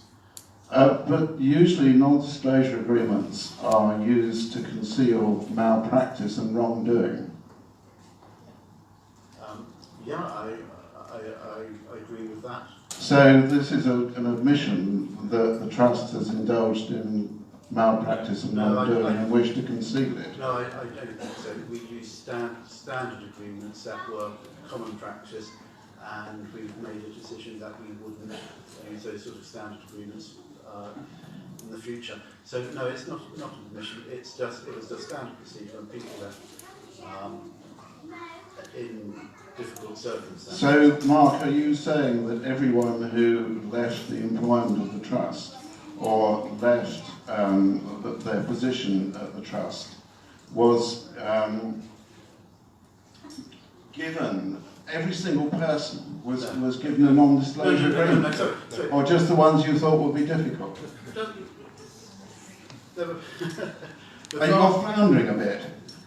The vast majority of people who leave the trust leave with in good humour, and they resign, and they move on to other jobs. Could you put the mic to your mouth? Sorry, yeah. The vast majority of people who leave the trust resign and go on to other jobs, and we have good relationships with them. There have probably been half a dozen occasions that I can think of all the time I've been involved. And we've used those standard agreements, and we wouldn't seek to do that again. In the current environment, we wouldn't. We think they're completely out of date, but it's standard practice. So can we take from that there will be no future non-disclosure agreements used or enforced? It's either it's a binary question, Alan. Yes or no?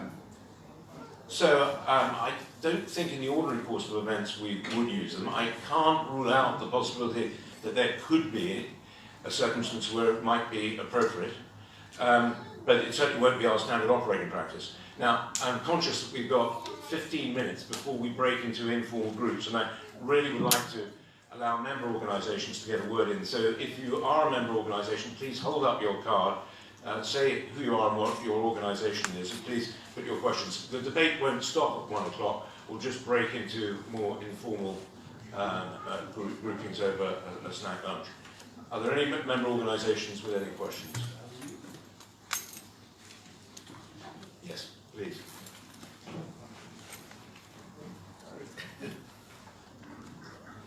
Ian Collinson, West London Bowling Club. For some time, the bowling club has been trying to get an entree into the sports centre or everyone active, so we can exchange bowling facilities indoor and outdoor all year round. And we still haven't got such an entree.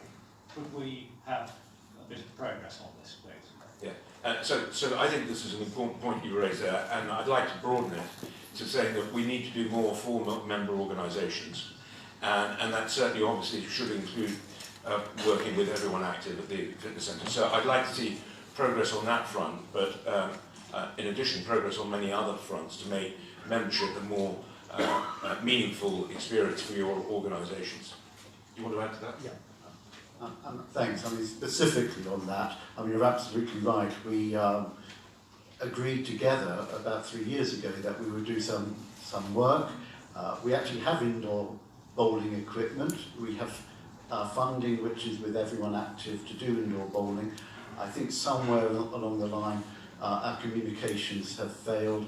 We've reached out to everyone active. They're very keen to be talking with you. So we will make sure the three of us sit down together, and I think there should be.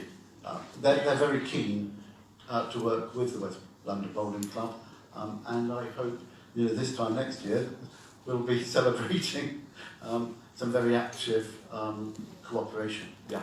So thank you for that. Please. Hello, I'm Julia Wilson and I'm currently the interim manager at Youth Action Alliance. We use the Westway Sports Centre twice a week for football, but the cost is absolutely prohibitive. I mean, we're paying just under £500 a month for 2 sessions a week for young people in the community. And I do think you really need to look at your costs to us for that. Yes, again, I completely agree. And you're not the first member organisation to raise that with me, so we indeed want to address that. I've actually just specifically, I've got a meeting with EA early in the new year to talk about this very subject, because there are a number of member organisations who work with young people particularly who said the costs are too much, and we absolutely need to address that. So thanks for raising.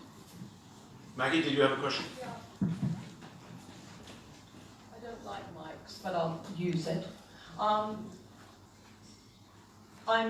representing the Gloucester Court Reminiscence Group today. It's been a member organisation of the Westway Trust since very early, about 1990. So it's been actually a member organisation from a huge number of years, originally set up by Eddie Adams. I took over about 10 years or so ago. Can I ask you, when are you going to start following the agenda at AGMs? And that is a very simple question, but I feel that a lot of member organisations would like to actually go through the piece of paper that we are sent. So, could you please let us know? Maggie, I would dearly love to do that, and I'll have to do a better job at chairing. Or have somebody who is not necessarily Westway Trust to chair. An interim, somebody, you have lots of consultants, that's another question about accounts and consultants used, but surely you can find somebody who could chair the meeting and it would leave you, therefore, to actually carry through as it should be. That's an interesting thought. We'll take that one away. Just on the accounts, and then I'll come to your question next, Henry. On the accounts, I think we've made great efforts in the past to put lots of detail in there, and in doing so, we've made it quite difficult for people to necessarily to understand exactly the big picture. So I think going forward, and we've made an effort with the wheel diagram that many of you will have had in your packs, to provide summary information which gives the big picture of where resources are being spent, while at the same time maintaining the detail in the accounts for those who really want to dig into it. So I think we acknowledge that there's been an issue on that, and we'll try and do a better job next year with that. So good quality, high level, easily accessible information supplemented by all of the detail. Henry. I'm Henry Peterson. I chair the St Helens Residents Association, which is what I'm here for today. But last year I also responded to an application for a co-opted member of the Property Committee of the Trust, was interviewed, and so have been working at part of that committee over the past year. I mean, just to go back to the beginning of the meeting, the reason I wanted to take on that role was I do believe organisations can change. I've come to many AGMs over the years where I have been one of the vociferous critics of the Trust's approach to its estate. But, as Niall said, I do think organisations can change their values, they can change their strategy, they can change their ways of working. It is not easy. Change through the AGM is an unusual process for an organisation, but it seems to have been one that has become something of an annual event. I think we do all as community organisations need to recognise that if we want the Trust to rethink its decisions, to change its mind on projects that have proved unpopular and which have not been supported, we all have to accept that that takes time, that costs money sometimes in abortive fees, because the Trust is saying we want to do different things and we want to do them differently. When it comes to things like minuting meetings, again, it's fine for people to say I wasn't properly recorded in what I said last year, and certainly there were things that Toby said and Eve said last year that I do remember being said and are not in these minutes. I think it gets a bit trickier if people start saying others at that meeting have not had their views recorded, and my name was quoted 2 or 3 times. Personally, I think the minutes of last year are a fair attempt to record what was a very difficult set of discussions. And then, as I say, I've been involved for a year in all the Trust discussions about the stables, about bed 20, was that the right decision, is that what a majority of organisations want? These are not easy decisions because people want very different things, and I think everybody has to respect that. Thanks. Thank you. Thank you. Member organisations we're taking questions from at the moment, please.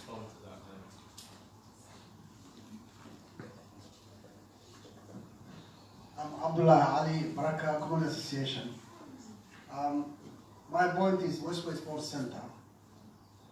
I'm a local resident in this borough for the last 27 years. All my children and other children locally grow in this area. We used to have access at the Westway doing tennis, rock climbing and other activities. I have to say that has disappeared for the last few years after everyone active came in. So my question is, I want Trust to reconsider giving access to the Westway to the local children, which is not happening at the moment. Yeah, this is a conversation we're going to have with Alison in a year. It's exactly that point. It's the point about member organisations and the clubs that need access and the affordability of that, and the same with people who are living in the 5 wards, particularly. Just a slight point to that. Kevin Ramsey, RBKT, and also previously Youth Action Alliance. Just when you're having those conversations, in the past, those conversations of when they're put forward in sessions for local groups, it has to be of the right time. Because putting concessions during the day when our community groups should be in school is not very beneficial. We need it in the evening, which is also, I understand, is their peak hours of when they make the most profit from all their corporates. But we've got to really look at what our motivations are, and it should be to support the local community and not for corporates. I completely agree. And if we need to do something financially to make that happen, we'll do it. So I absolutely agree. Any more questions from member organisations? One there.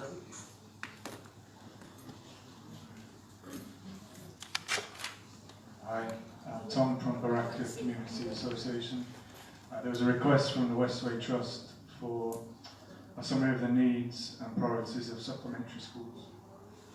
We have one now. We're just waiting for all the groups to sign on to it. So we'd like to arrange a meeting with you to present it. So just for that fact to be granted. So it covers recognition of the positive contribution of the schools, the need for more space, the need for help with securing core costs, employment, raising the profile of the schools, and increased transparency in decision making. Okay. We take that on board. Happy to meet. Sorry, and also just to expand on that, the supplementary schools are a vital resource for this local community. And I think coming to Bay 20, and the reason why people get very emotional about it is consultation seemed like it was an afterthought when it came to Bay 20. There was a supplementary school also based in Grenfell Tower that didn't have a space, and they were not given a 50-year lease in the same way that the boxing club were. So I think there needs to be recognition of that, and consultation just needs to be better. It needs to involve the community right from the beginning, not as an afterthought. Tom? Oh, and then Monica.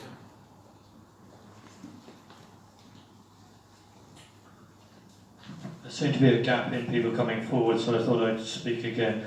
I think it would be useful if Westway Trust did an annual or biannual State of North Kensington report. When Emma got elected, she mentioned that 1 child had rickets and 8 children were so calcium deficient they were borderline rickets. I completely support your encouraging members to have more input to the organisation, but I think you should have some background survey against which you put that input, and you say, well, okay, members are tackling these issues quite well, or members need more support on these issues, but we've actually got these holes, these gaps in what's going on. I mean, the rickets thing, as I understand it from a mortician, is it tends to relate more to fizzy drinks, and fizzy drinks being associated with poverty, but it's not an absolute not getting enough food into the child's mouth, it's getting food into the child's mouth which strips out the calcium. Now that's just a leaflet drop, it's actually a very simple bit of education, a few £1,000. But the point I'm making is I would really love you to, every 2 years, produce something which says, these are the major problems in North Kensington, maybe these are the successes as well, and then say these gaps are being plugged by existing members, these issues remain. And you just, in 10 years you'll be able to measure the progress. Thank you. Yeah, so Tom, again, we absolutely agree with you. We haven't had a good framework for assessing our impact in the past. We want to develop that, and a key starting point is what is the state of the stage. So absolutely, that's on our to-do list. Yeah, Tom, some of this research is actually being done now, so I'll plug you into that as well so that you can see what's going on. But and then we'll have a public report that we can share with everybody. Monica. Monica Press. My RA, Tavistock Crescent, has been a member of Westway Trust for a number of years. I'm Labour Group nominee on the trustees. And I just wanted to talk about membership, and I think you haven't raised it enough tonight. Some of the conversations we're having, and for me, has to be the absolute priority for next year. I think we limit our priorities down to 3 major areas, and we show some results. And what we're seeing is that a number of groups, and a number of very vocal groups here, aren't members, and actually don't want to be members. And then there's the frustration of members who don't feel they're getting the information that they need. And I think that the conversations we've started to have, and what I know as being from a membership organisation, is the Westway Trust is noted as a membership organisation. If we look at the organogram and the annual plan, you'll see members above trustees. But there doesn't seem to be an advantage to being a member. And I think at the moment what we've got to do this year is actually make it, number one, a lot easier, a lot less onerous for local community groups to become members, and to actually, through participation, make it really beneficial to be a member. To be a member in how you're listened to, how you're heard, where you work, you can observe, you can participate, get rid of some of those formalities. There's a lot of really, really good new small community groups, and there's a lot of voices here that we need to hear more of inside the organisation and have less of the inside-outside. So I just wanted to say that we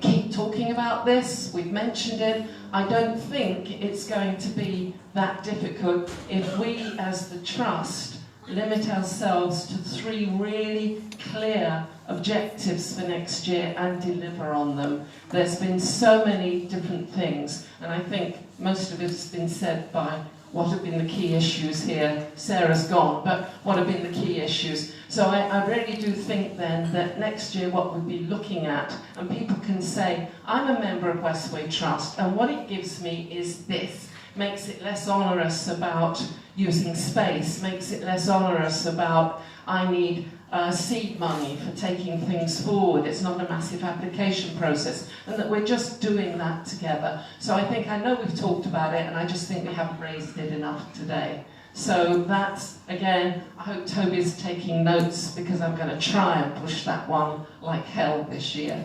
Right, good. I'll come to you in just a second, Andrew. Monica, just to respond to that, you're absolutely right, pushing on an open door. I think we've already said we're going to review our constitution in 2019. That's a perfect backdrop to it. I think we need to use the first 6 months to consult and get everybody's opinions on this, particularly because we don't want to make any final decisions until we've had the report from the Tutu Foundation, because that may also inform the direction that we should go in. But absolutely, I agree, it should be one of our 3 priorities for next year. And Angela.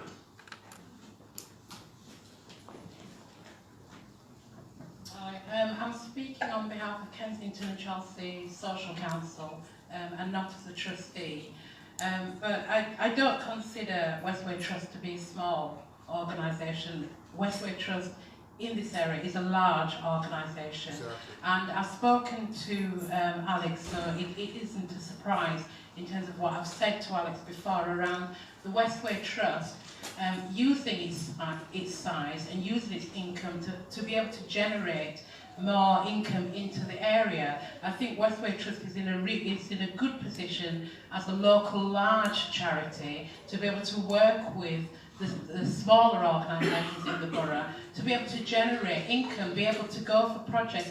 And I think that we are in a really good position working with the Westway Trust to look at what some of the deep-seated issues are within the area, and how can we work together to bring in big, larger, much more meaningful grants that last over a period of time.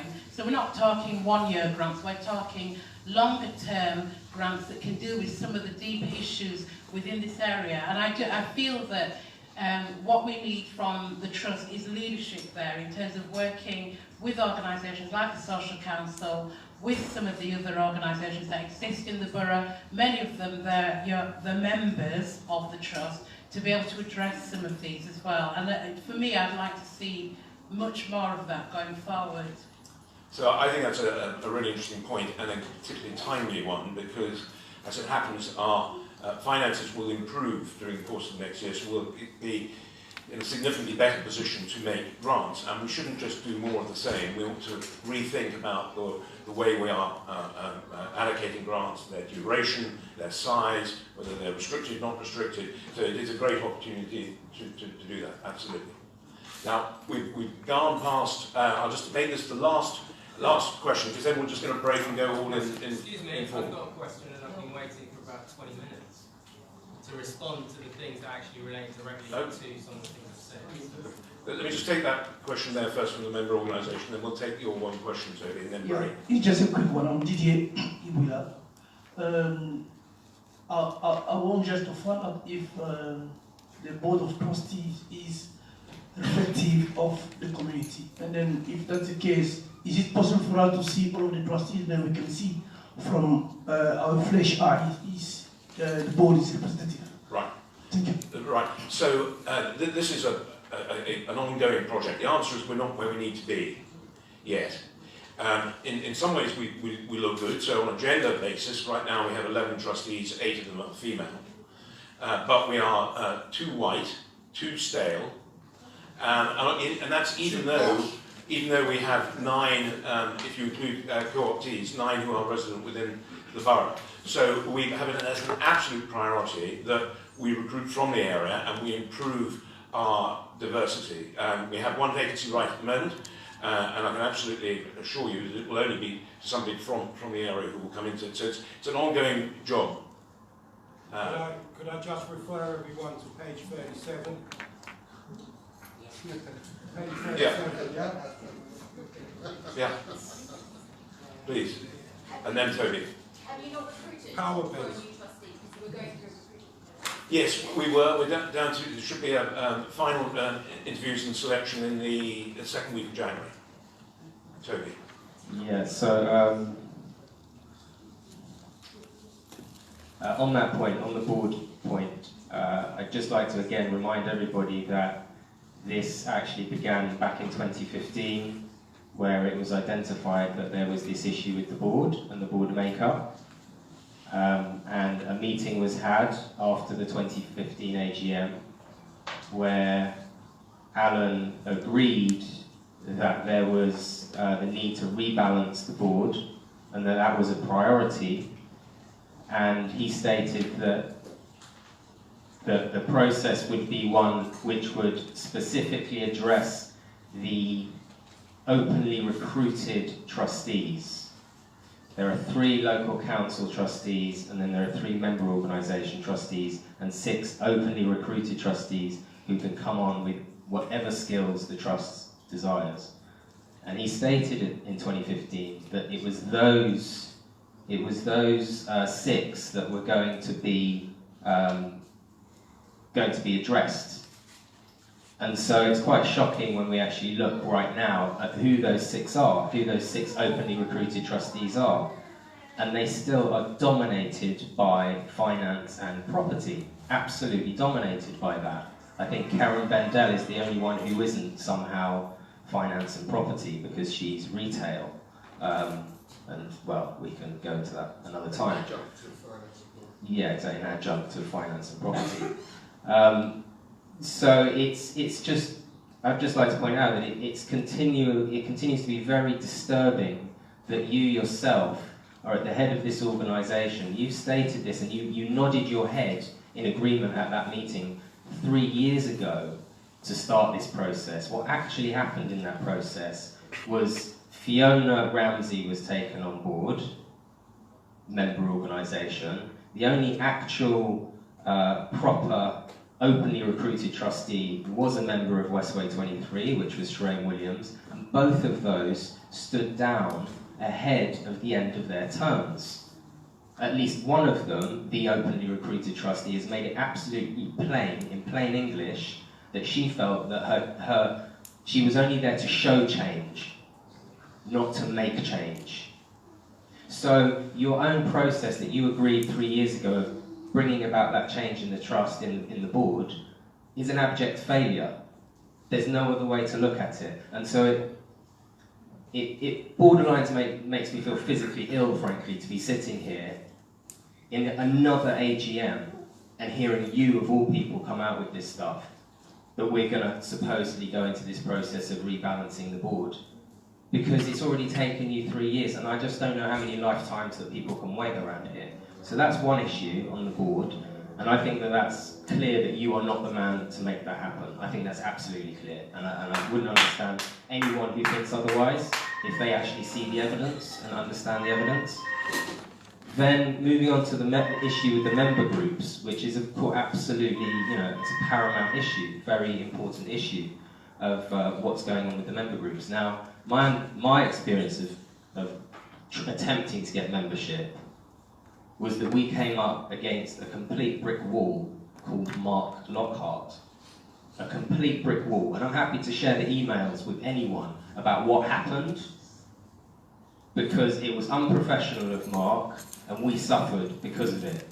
He accepted that their own processes of getting members was disconnected and didn't actually even make sense. And we were the ones to suffer for that. He did everything in his power to stop us becoming a member group, consistently. We went back, yeah, you can look as, you can look as shocked and surprised by that as you like, but which is even more hurtful, frankly, because you basically stopped us becoming a member group and did everything you could to do that.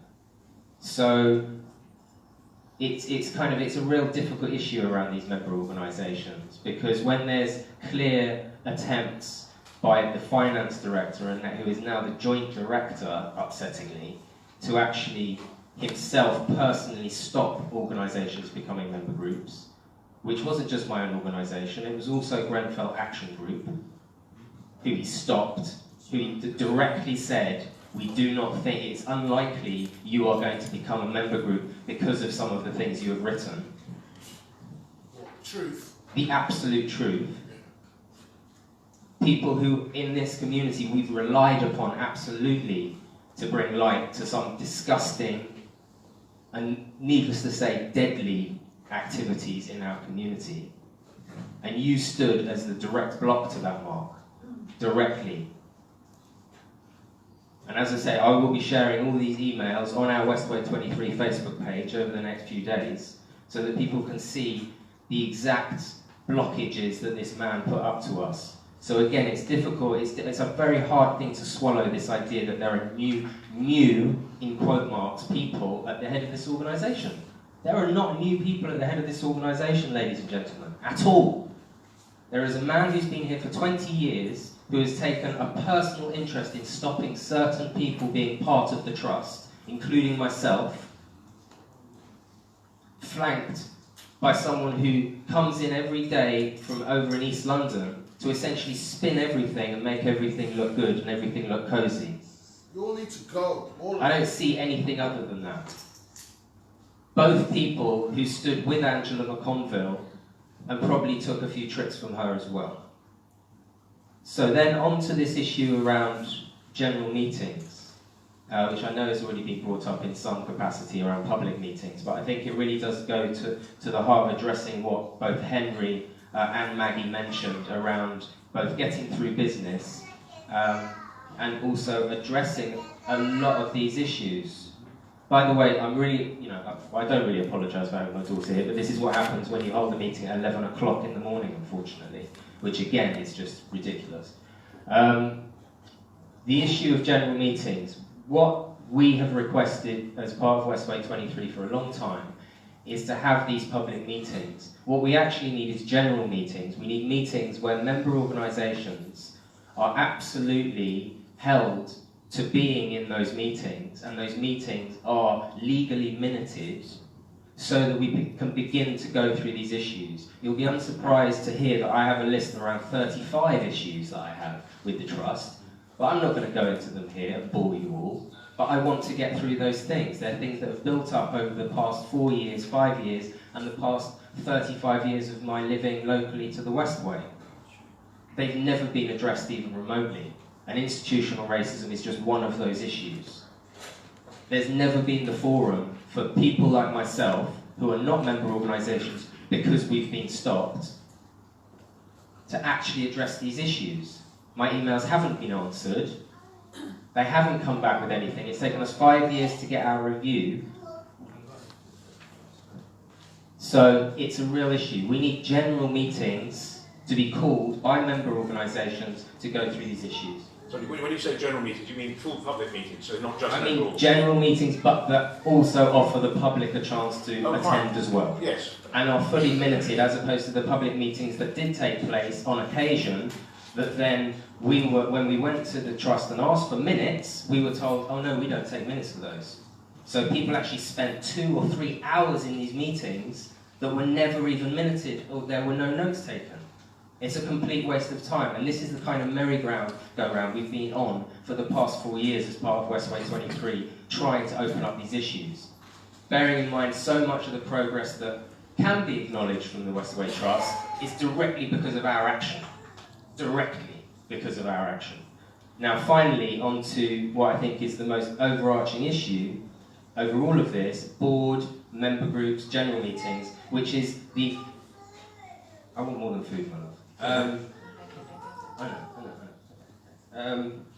Which is the absolute 100% unequivocal, that's a good word, which you liked, an unequivocal need for radical structural change within the Westway Trust to actually begin to properly address some of these issues of both the executive, the board, the executive, the member organisations, and the actual existential purpose of this organisation in the first place, and how it's been created.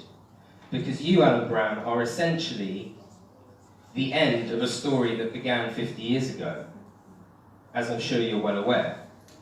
That story began with this local community battling for 4 years to gain 23 acres under the land that had destroyed their community. That was taken from them, for those that don't know, by the Royal Borough of Kensington and Chelsea, who insisted that a charity was created which would have 7 member organisations and 7 local Conservative councillors. They made all of the nominations for the local groups. The community had no say in what any of those 7 local groups, who they were. No say. Absolutely no say. It was up to RBKC who those groups were. Essentially, you had a trust, a charity that was created that was controlled absolutely and exclusively by the Royal Borough of Kensington and Chelsea Conservative Party. Yeah. And that is how we find ourselves here today. That has never been properly addressed, never ever. So, because the change that actually came in the Constitution back in 2014 was A, to create an organisation that could go into property development on the back of what was known as the Destination Westway strategy, and B, as I've already evidenced, the ability to change that with those 6 openly recruited trustees has been wasted entirely for the past 3 or 4 years. So what we need is an absolute radical change in this, and we need to go into the general meetings with member organisations, with as many community members as possible, thankfully now with both Conservative and Labour, because Labour do now put forward nominations, and we can finally address this issue, this deep, deep scar that is within our community. So it will not be addressed by your superficial as you said, ways. we are going to review our constitution, and we're going to let that process be informed by the 2-2 investigation as well. And in that, we're very much going to think about the role of the members' organisations. So I think a lot of what you say, I agree with some elements, I don't. But I'm going to, since we've run over to about 1:20, I'm going to close this part of the meeting. So I need a forum. You've just stated that you don't agree with some of what I've said. personally, obviously, I think everything I've said makes perfect sense. I need a forum, a public and minuted forum, including member organisations, where we can start to go through some of those things. Because otherwise, I'm still in the same position as a young black man who has been racially abused by you, a man in power, for the past 4 years. There'll be lots of occasions. Excuse me? I said there'll be lots of occasions when your voice can be heard. I don't agree with that. And so, of course, I'm thankful for the two. Do you think you haven't had enough of the microphone this morning? I'm thankful for the two. Would you like to just condescend me now and patronise me as well? And you don't patronise us? Oh, come on, Toby. How can I, a young black man on low income, who's grown up down there, how can I be patronising you? I'm just telling you the honest truth. I'm just telling you my experience you've been ignoring for the past 4 years. So we can carry on and talk about this privately. You're a racist man. If you believe that, I'm very sorry. I believe that. The meeting is I've proven it over and over.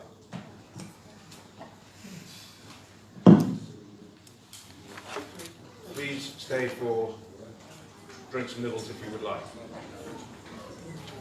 I just wanted to bring out,